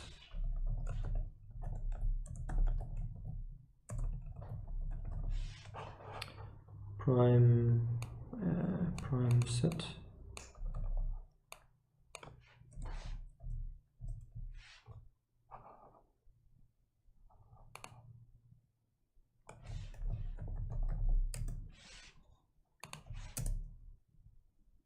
It's quite a bit larger. Hashing integers, is that expensive? But it's also false. This is strange. What if I do this also? Oh, I have wrong one more. True. True.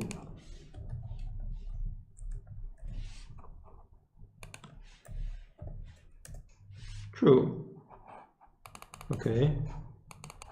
What happened the ticked? Why? I don't know. So I guess let's try this.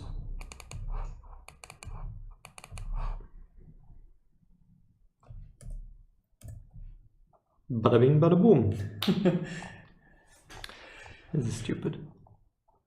Okay, then I guess we can just do 5 and equal 5. make the pain stop. No, you're not done yet. Sorry to disappoint you, Atif.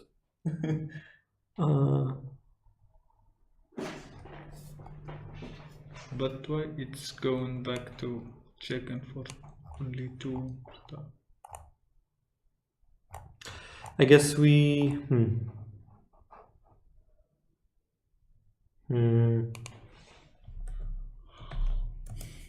interrupt.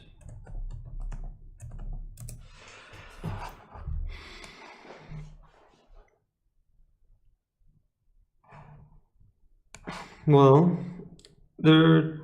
so it iterates through all of these, right? Yeah. All of the prime list. So maybe we but are not. It didn't complete. It completes every time. Yeah. It's doing x how many billions and billions. No, I think it's.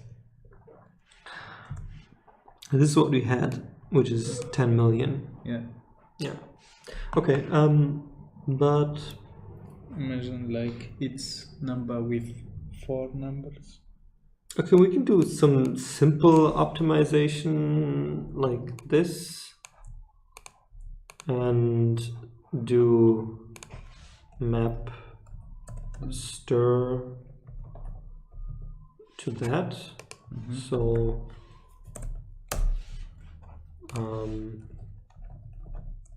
delete cell. Come on. So then he doesn't have to do the integer conversion here. Likewise, is there any reason for us to not have this also be already complete as strings? Do we do anything with it other than concatenating? I don't think we do.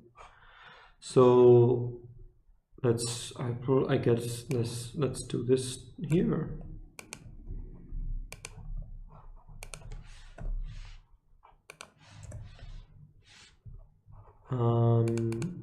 and then we just need to do this. So we're not doing any string conversion anymore.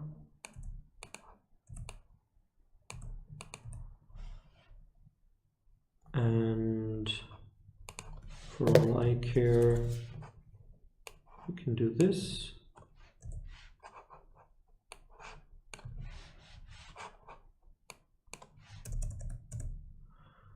Okay.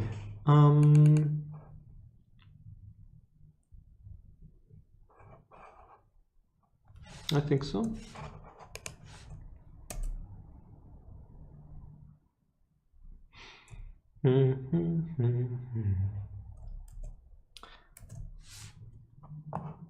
Ah, that didn't work.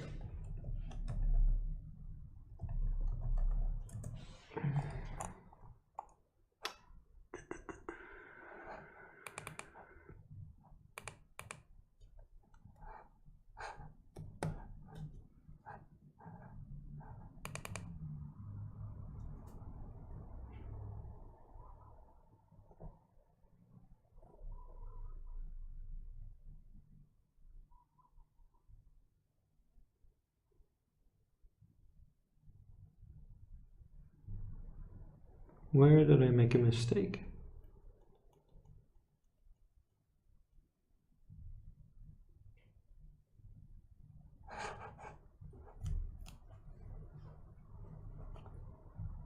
Converting all of these to string. We're converting them to a set. I'm not finding any pairs at all, so this must be the issue somehow. So let's start with if x equals 11. What is that the first one? 7 is the first one. So 7 and 3, I guess. Let's just do these again.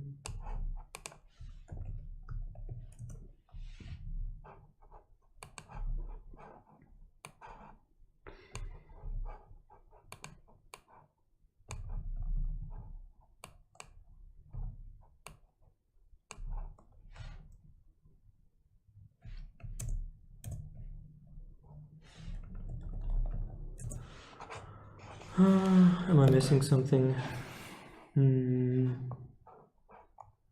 Let's see.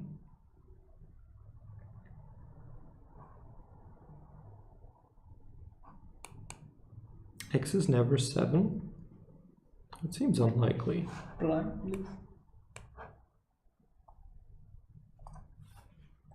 Oh. Ah, wait. It's integer. Is it integer? No. Ah, you're right. Oh god. I'm so stupid. What was prime list, not primes? It must have been integer. Maybe it's the thing from up here. Yeah. Okay. Okay. Don't need this.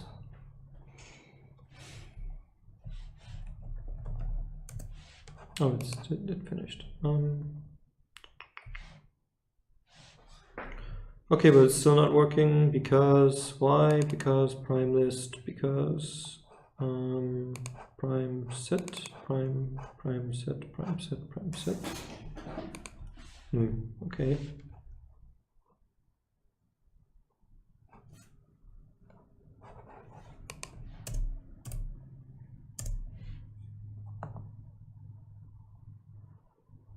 So for 7, these are, so that's 2, and 2 plus 7 is 27, which is a prime, which should be true. So why is 27 not prime? Maybe I should have kept the cell. 27, yes. Right, because 2 is the prev list, right? Prev pairs. This is when x is 7, so x plus 2 is 72. Oh, I guess that's not Yeah, prime. yes. But 27 is also not prime. Okay, fair enough. But 3 and 3 is what it's empty there. Okay, fair enough. That's not a concern. But it should get to 3 at some point, right? Yeah. What is going on here?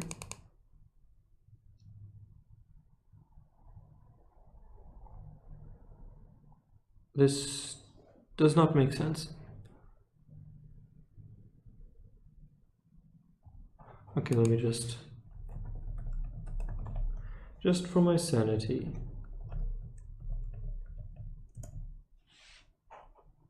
Right.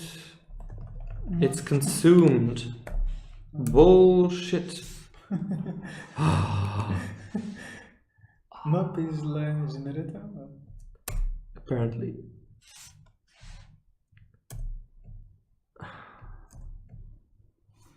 Even so.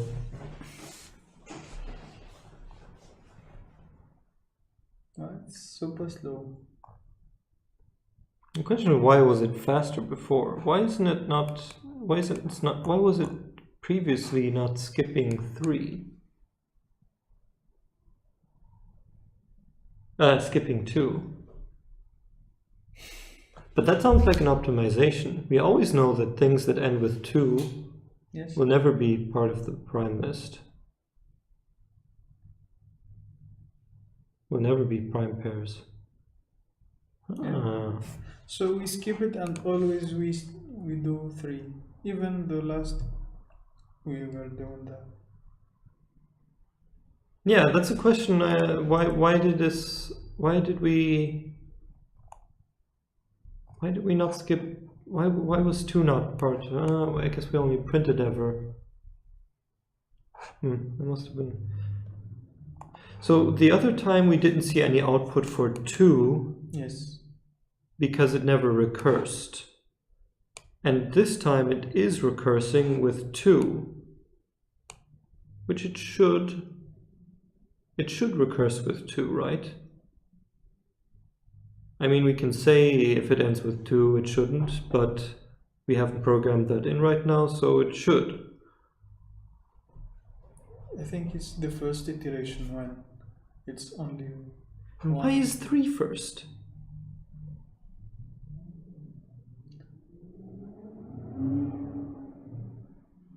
Oh, because we did the set.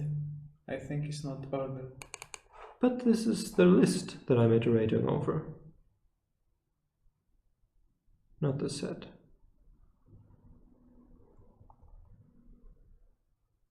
Yeah, it's a list. With the set, it's not ordered. But I am using the list.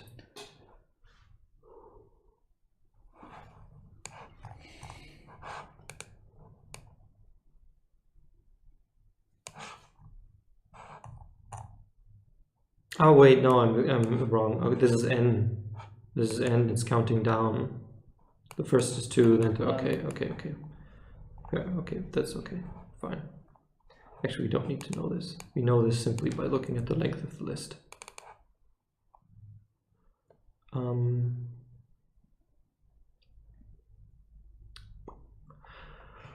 Okay, let's see. Okay, so we're with 3, and then we have false. Okay, so this is again wrong. So then we have 37 and 73, right? Which are both prime. So this should be true. I think this is for length equal. Oh, okay. Yeah. Yeah, I should do this thing again.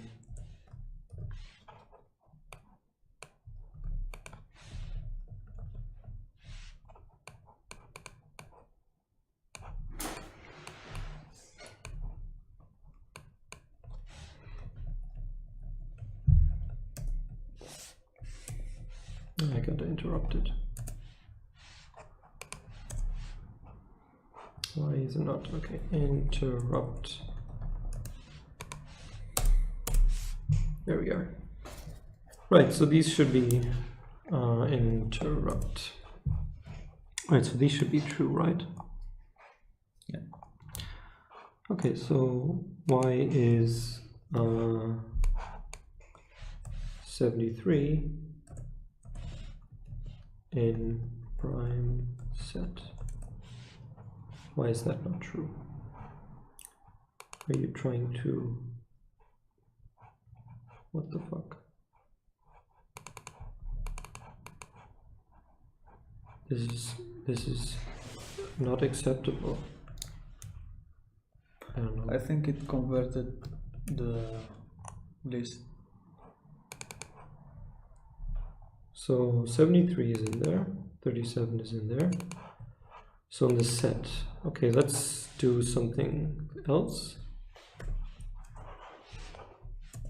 Because I cannot print the whole set and the set is unordered. The set is empty. Because of the same fucking...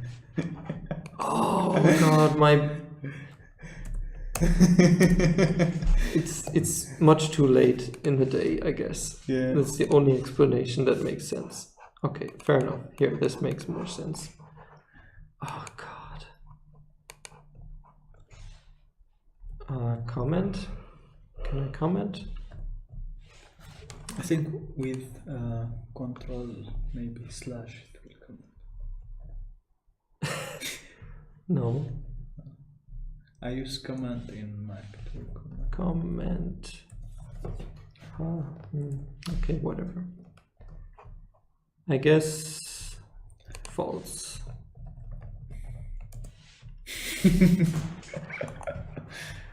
Okay, so the for 3, what the fuck?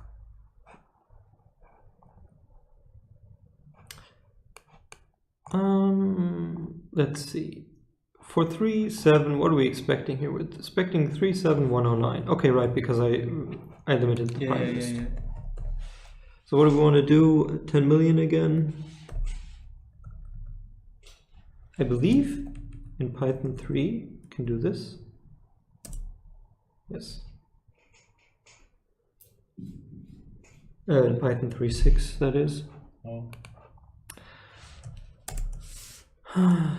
And once more, and we find the solution.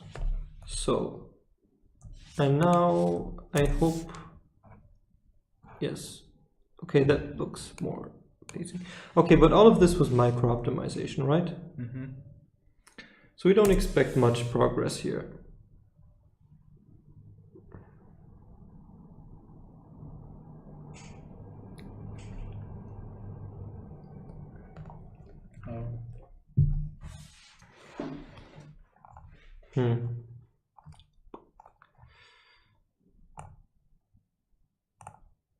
I wonder if this is affecting the stream.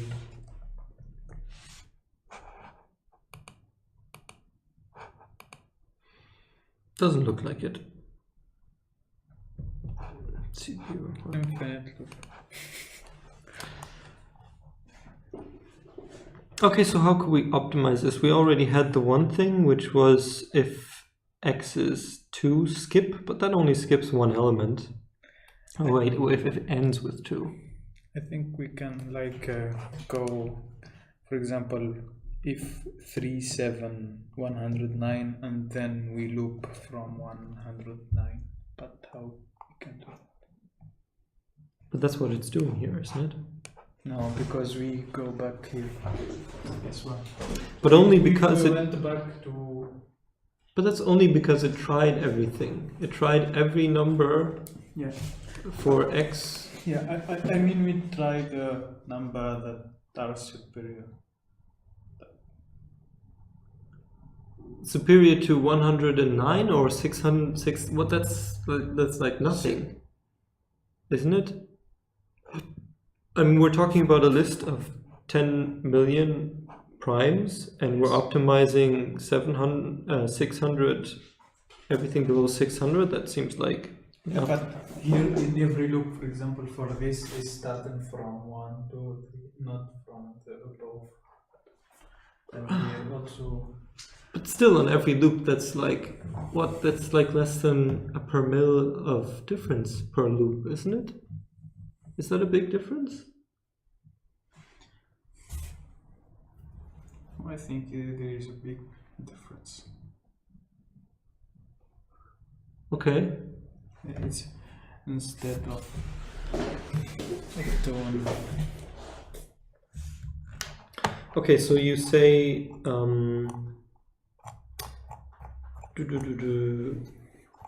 let's first of all not print so much. So if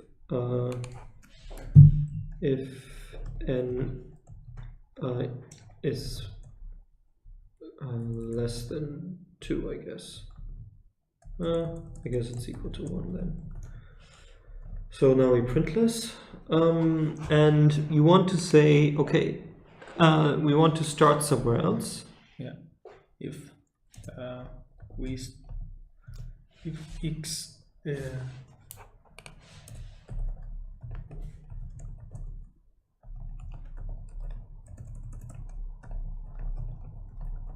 like this. Yeah. But this is the integer representation. It will be the same because we are entering that check every time. Right, but how do you want to cut off this list? For x in prime.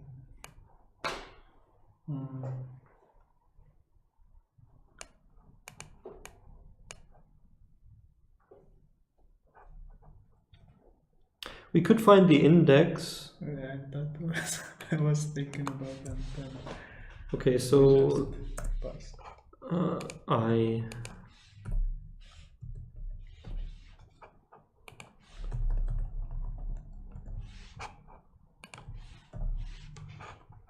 Okay, and I guess min I, and we start at 0, I guess. And we say min I is max. Yes, exactly. It's, well, the max previous pair. Max. Is it not just I? And here we do min I. I hate to do this because it's creating a new list, right?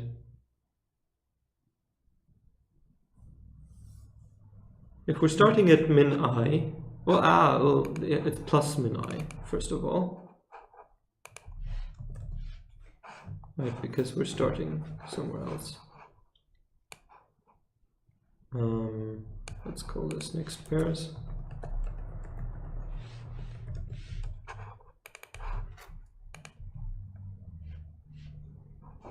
You understand? It's not clear. Okay. So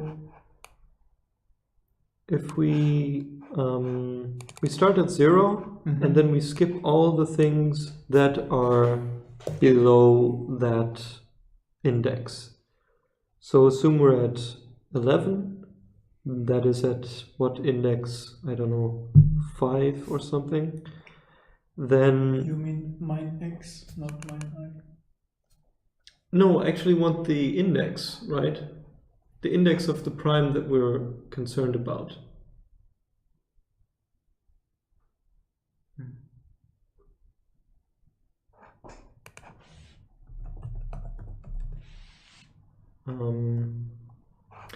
So 1 on, okay, what is it? 2, 0, 3. How we get that?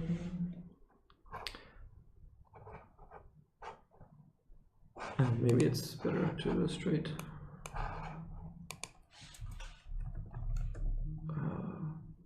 Yes. No,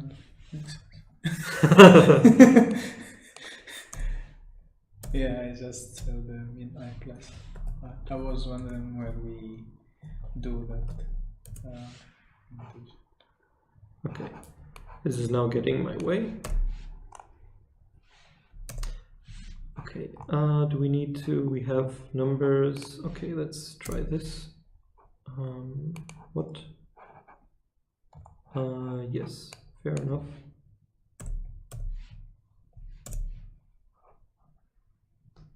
Okay. Doesn't seem too fast. No, it doesn't. I mean, it's still iterating through all of this. I don't know, maybe that's the optimization we need to do. I mean, as long as we don't need to run through all of them, Yeah. then maybe it's better to not actually do it. Okay, so let's do this. Oh. I mean, Fast. yeah, it's yeah. Well, the thing is, You mean I think this is optimization maybe we're looking for. The one list we want to iterate over. Mm-hmm. The other we want to use for checking. Right? For the one we need a large list. Mm-hmm. For the other we don't need a large list. Right? To iterate, the candidates are much smaller. The candidates here that we're concerned about are much smaller Mm-hmm. than the resulting things that are produced by this. Yes. So I guess search prime list is up to, I don't know, let's do 100,000. Yeah, it could be that just the half. For example, there is 6 zeros, just we need 3 zeros. Because it will be the concatenation of them. You're suggesting... The big one is the concatenation of the small ones. Yes. Right, yes. So here we have 4 zeros, which would make 8 zeros here, is what you're saying. Yeah.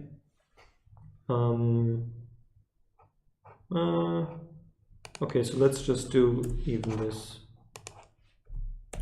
to start with. Mm-hmm.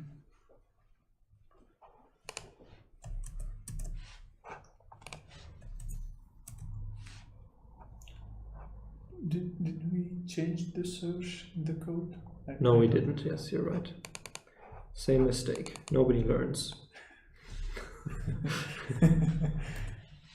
The only thing we can learn from history is that nobody ever learns anything from history.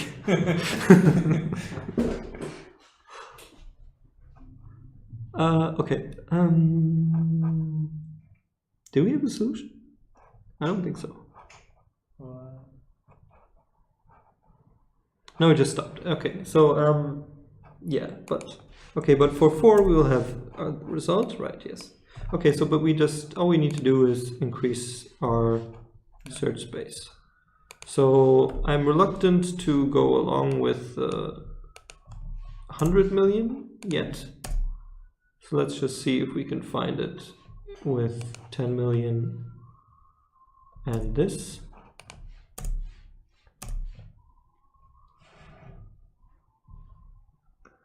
And if not, we'll add a 0.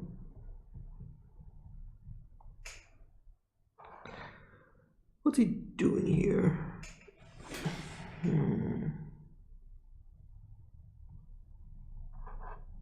What is this number again? The min I. Nobody gives a shit about that. Yeah, it's correct. It like always return an ordered list. Yeah. Okay, fair enough. Do you think it's gone past it? No. So it will search for 11. Yeah. But do you think the result will be this? Oh. Will include this?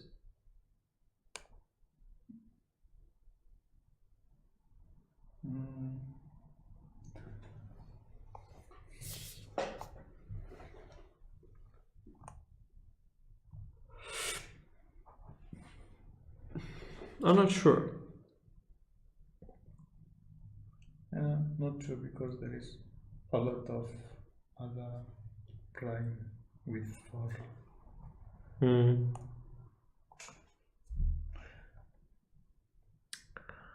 It's not inconceivable that these things. Yeah, I don't see that it could be that the result is in here.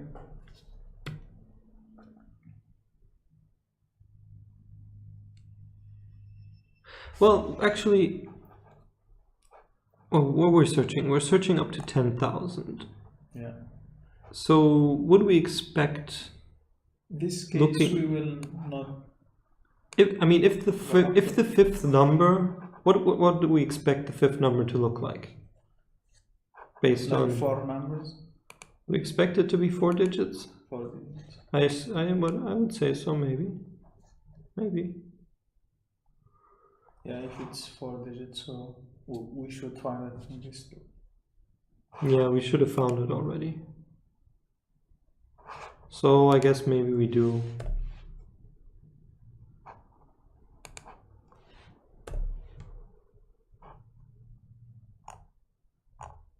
So maybe the Cython is in order.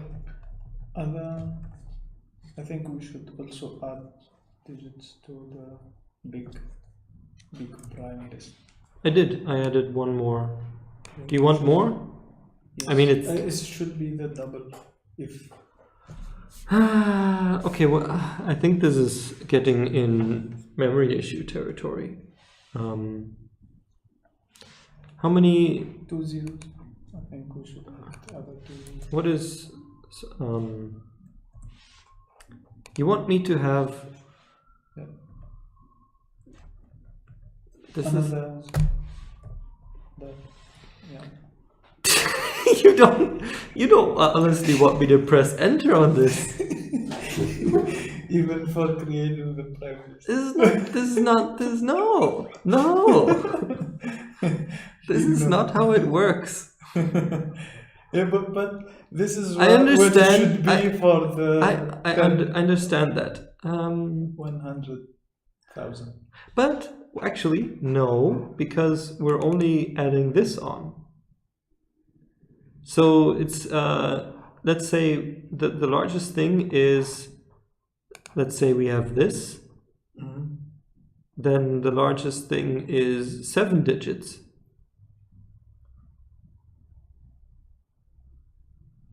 7? 8. Yes. Right. If we assume that this is part of the result, then it's the largest digit. The largest thing we're currently concerned about is 7. up to. Well. Yeah, it can have 4 digits. Yes. So it can have 4 digits. That can have 4 digits, and this can have. Yeah. With 7. that, it will be 7 digits. Yes, exactly. And I said we should found it in that loop. Yes. But not. Okay, but if we say that this is how far we look, then we should add also. Okay, I'm willing to go this far. Oh, yeah. Makes sense because. Yeah, because it will be added not to. Yeah. I mean, this is still risky, I guess. Let me just check what the virtual box says about all of this. It says 150 megabytes to go. Yeah.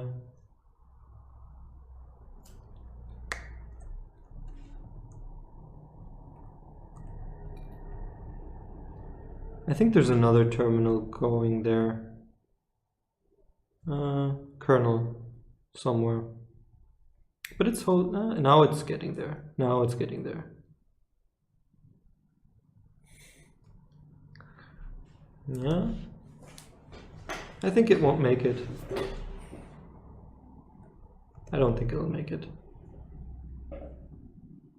Oh. Yes, it That's It did it make it? yeah. You can scroll. It made it. I think. Maybe. Okay. Let's try again. That doesn't look right. Why do I still output this crappy?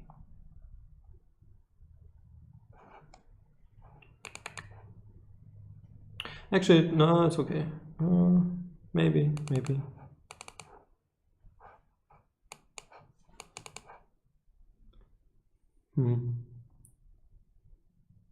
Why it stop?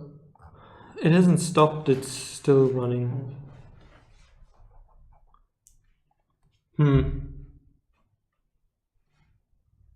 Okay, maybe we need to think some more instead of randomly punching the keyboard.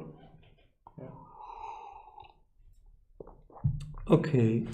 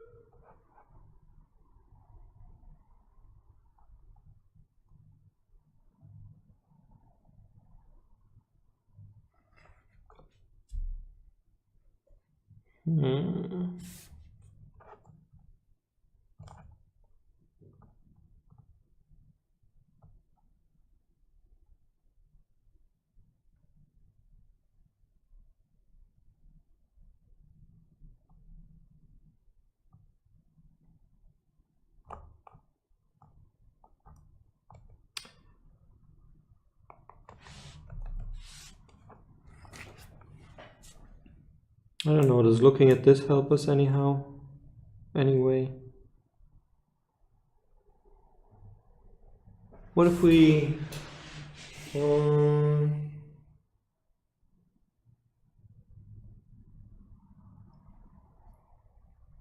we somehow roll it up from the other side?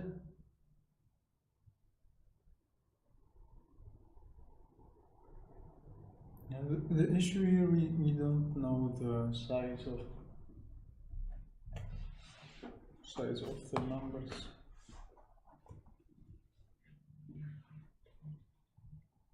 If you go just What do you want to see?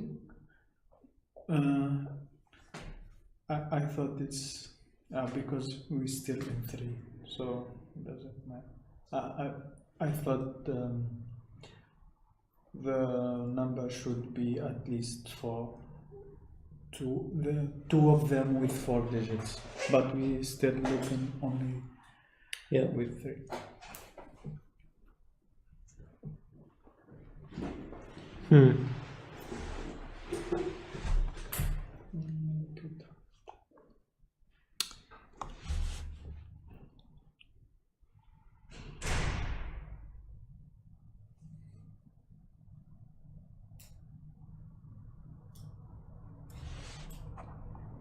You may be right about this thing with the min I, because it's not just the iterations that it's saving, it's also the branching, right? Because it added things in here that it already looked at, maybe. Well,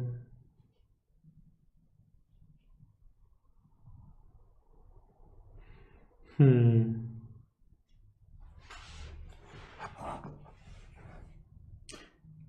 said we can try Python, but then it is not. We can do that. But it will not optimize a lot. It will, but the question is if that's the way we want to go.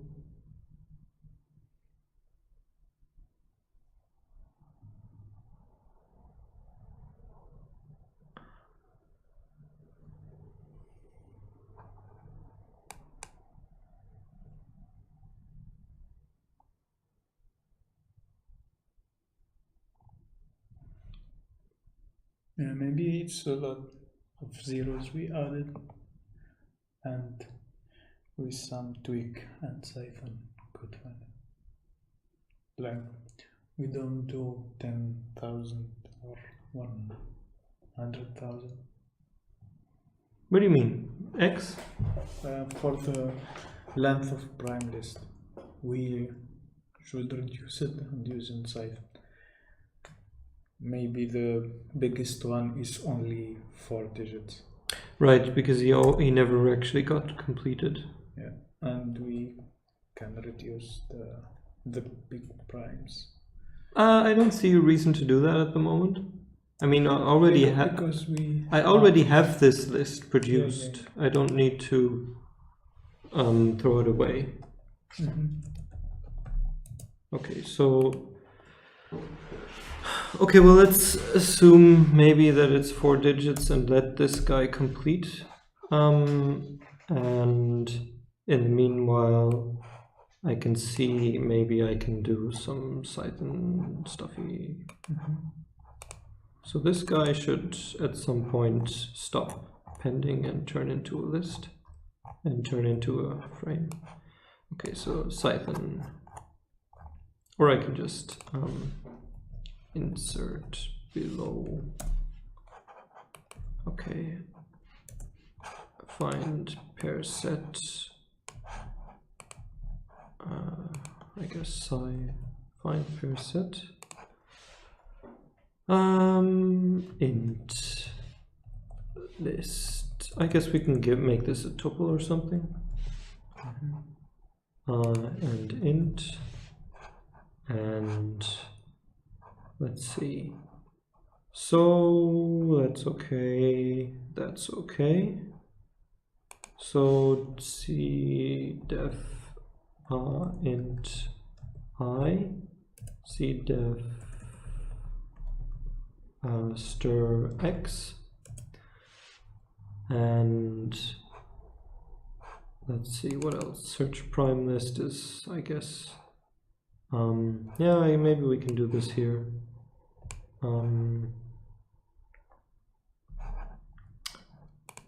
Let's see, how do we do this? Yeah, I don't know. Primes, search primes, cdef list. I'm not sure how much that helps actually. Probably not much. I mean, none of this is really numeric code. So this is just going to be percentage increase instead of orders of magnitude increase. Bool, I believe. I'm not sure about this one actually. We may have to do some from Python import bool, I think. What else? Prime set. Let's just leave that.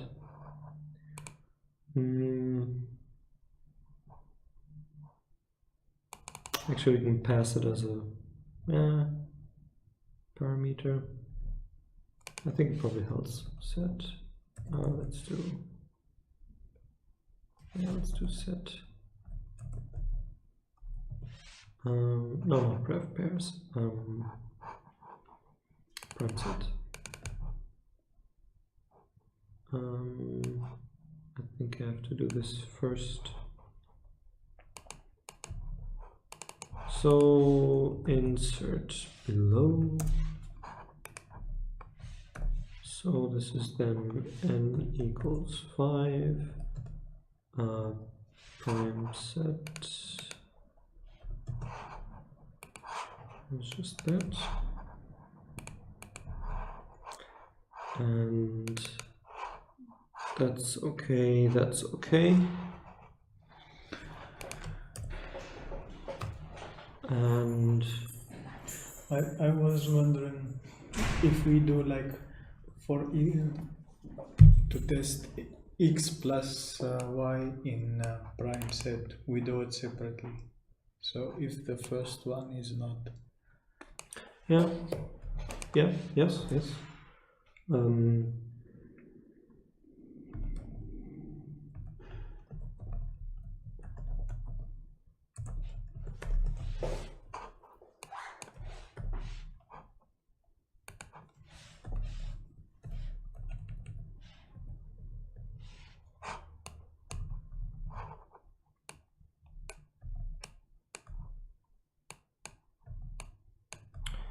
And I guess here, if not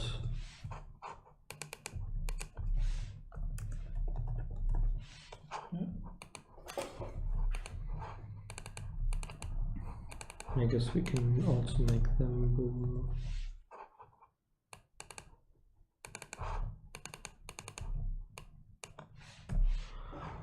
And we don't need, oh, well, okay.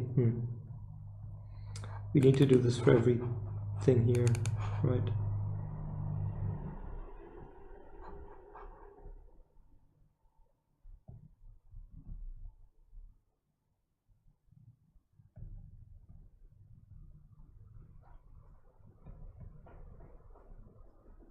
Now we can do it separately, I guess. 2 loops over this.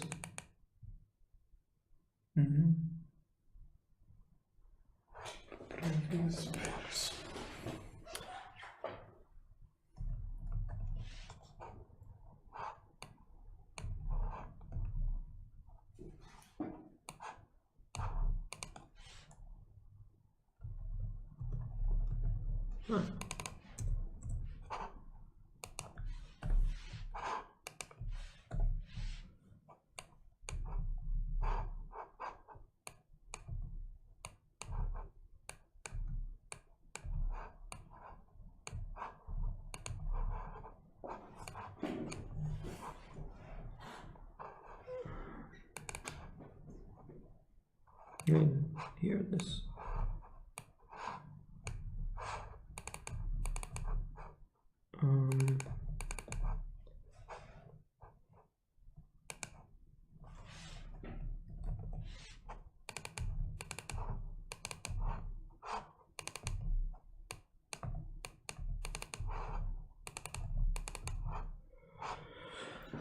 Then we can remove the condition if it's not this. Yeah.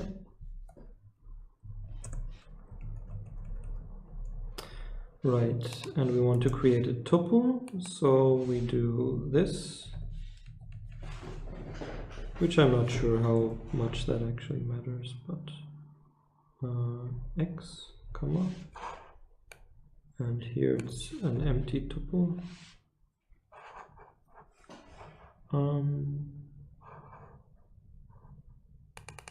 Next pairs is also a tuple. So pair set is also a tuple.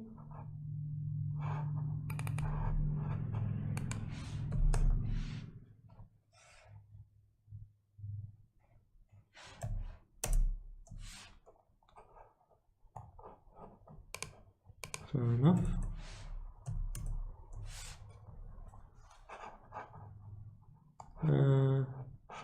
Is just an empty string a tuple, an empty parentheses?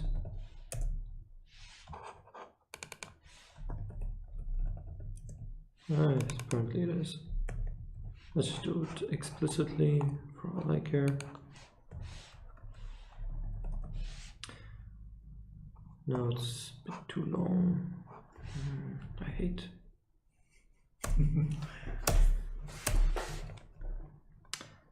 Bool, right? That's what I already thought. From Python import bool, I think.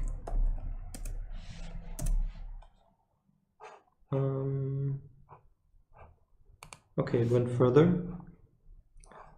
Find pair set. Ah, right, yes. Pardon. The recursion should do this, and it should also pass on this, and it should do the next pairs, and it should do min plus, yes. Bool. Okay, how does this work? Python bool type.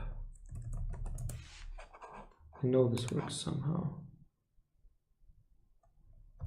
Import bool C Python C import bool. Very well.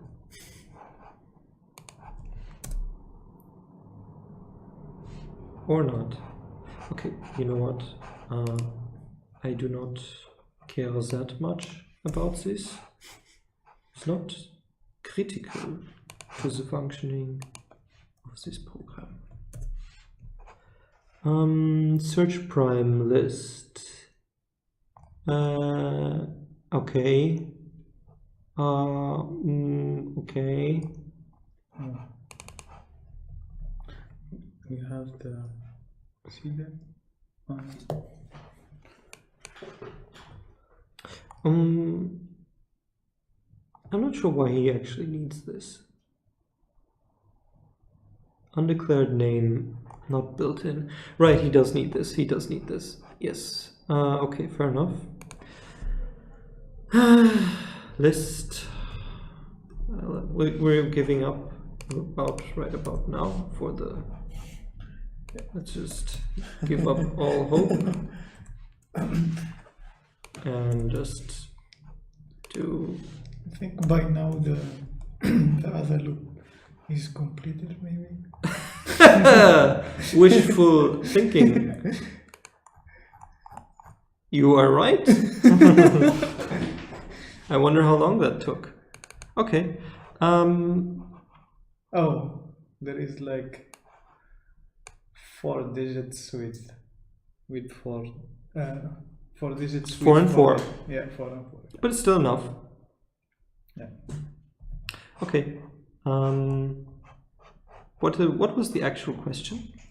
Question is the Find the lowest sum. We should sum that one. Sum 4 primes is that. Okay. Okay. Okay. I can do that.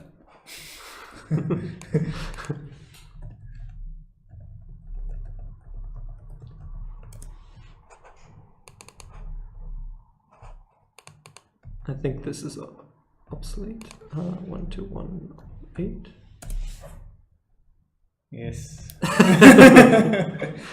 Oh god. Now I want. I mean, I don't think we're not far away from getting this done. Let's just. I was hoping to complete this and beat the Python version, but yeah. Okay, so this one is what we need, and then. So what is the prime set, first or second? Prime set is first. And I guess. Oh god. You have to do this in the right order, or you have to say whatever. Okay. He's not complaining. He's not complaining. Yes. And did I actually do a print? I still do a print. So okay. I need to do full screen again. So it takes 3 positional arguments. Okay, well then let's just give him a positional argument of 5.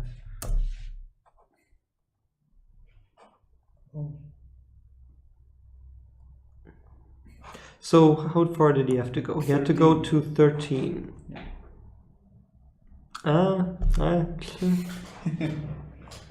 maybe memory issue or something. Yeah, but It's faster. It's faster. Well, let's see what the other guys did. Yeah. Wait, this is wrong. Oh God, leave me alone. Forum. Why? I'm not. Why isn't that on the solution page? Okay. Generate a Boolean matrix of what primes concatenate with. Well, that's basically our set. In essence, I mean, it's not. Yeah.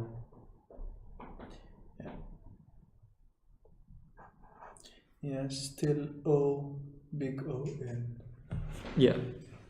5. What? How do people have kudos? Anybody with 7 kudos?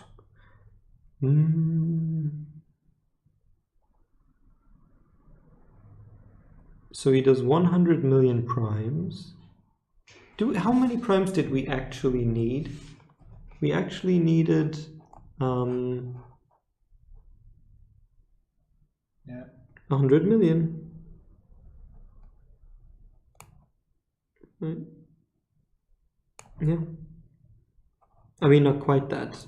I mean, just 83 or 84 million about.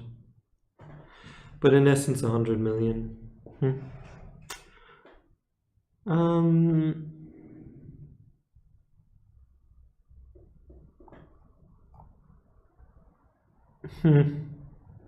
What the hell?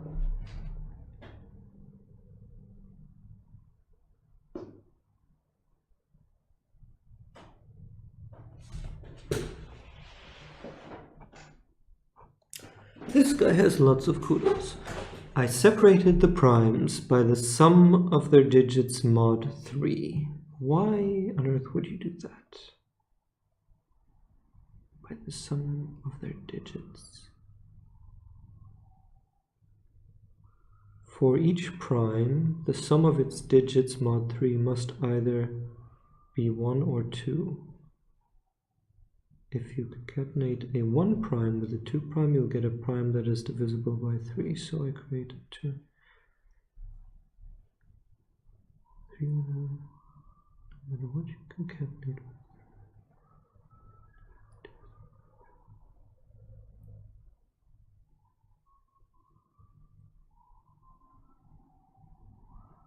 What the hell?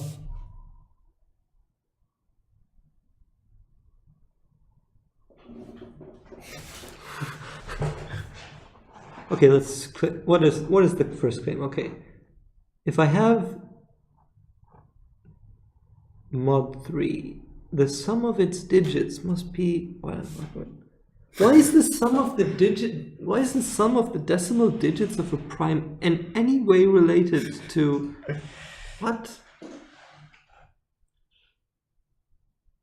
Separated the primes by the sum of their digits. It takes a while to understand. Oh, only this. okay. Is it going from the back? So if you look at these here. Yeah. So this has no, put differently. Look at 759184331. Mm-hmm. The sum of those digits mod 3. Put that into a list. Now look at the two things that made it up. How does that relate to the mod 3 of the other one? I think he's just doing mod 3 because it's divisible by 3 if the sum of the digits are mod 3 equals 0. So it will not be... So they put 2 of them array, so if they do sum of these two digits and find that equal to mod 3 equal to 0, so it will not be... Can you go? Yeah.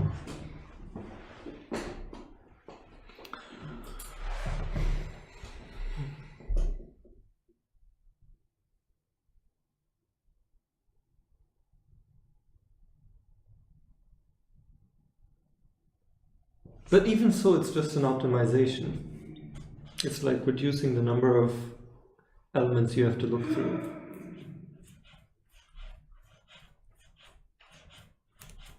But I guess we already knew that none of the things would be elegant.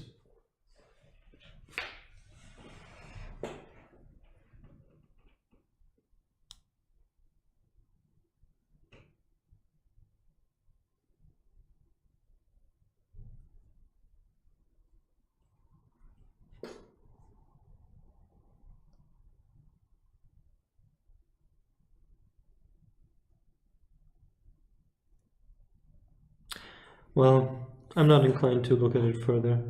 I think we have enough for today. Yeah. Okay. We solved all the problems. Yeah. The last one is 20% difficulty. Yes. Yes. 20%. Okay.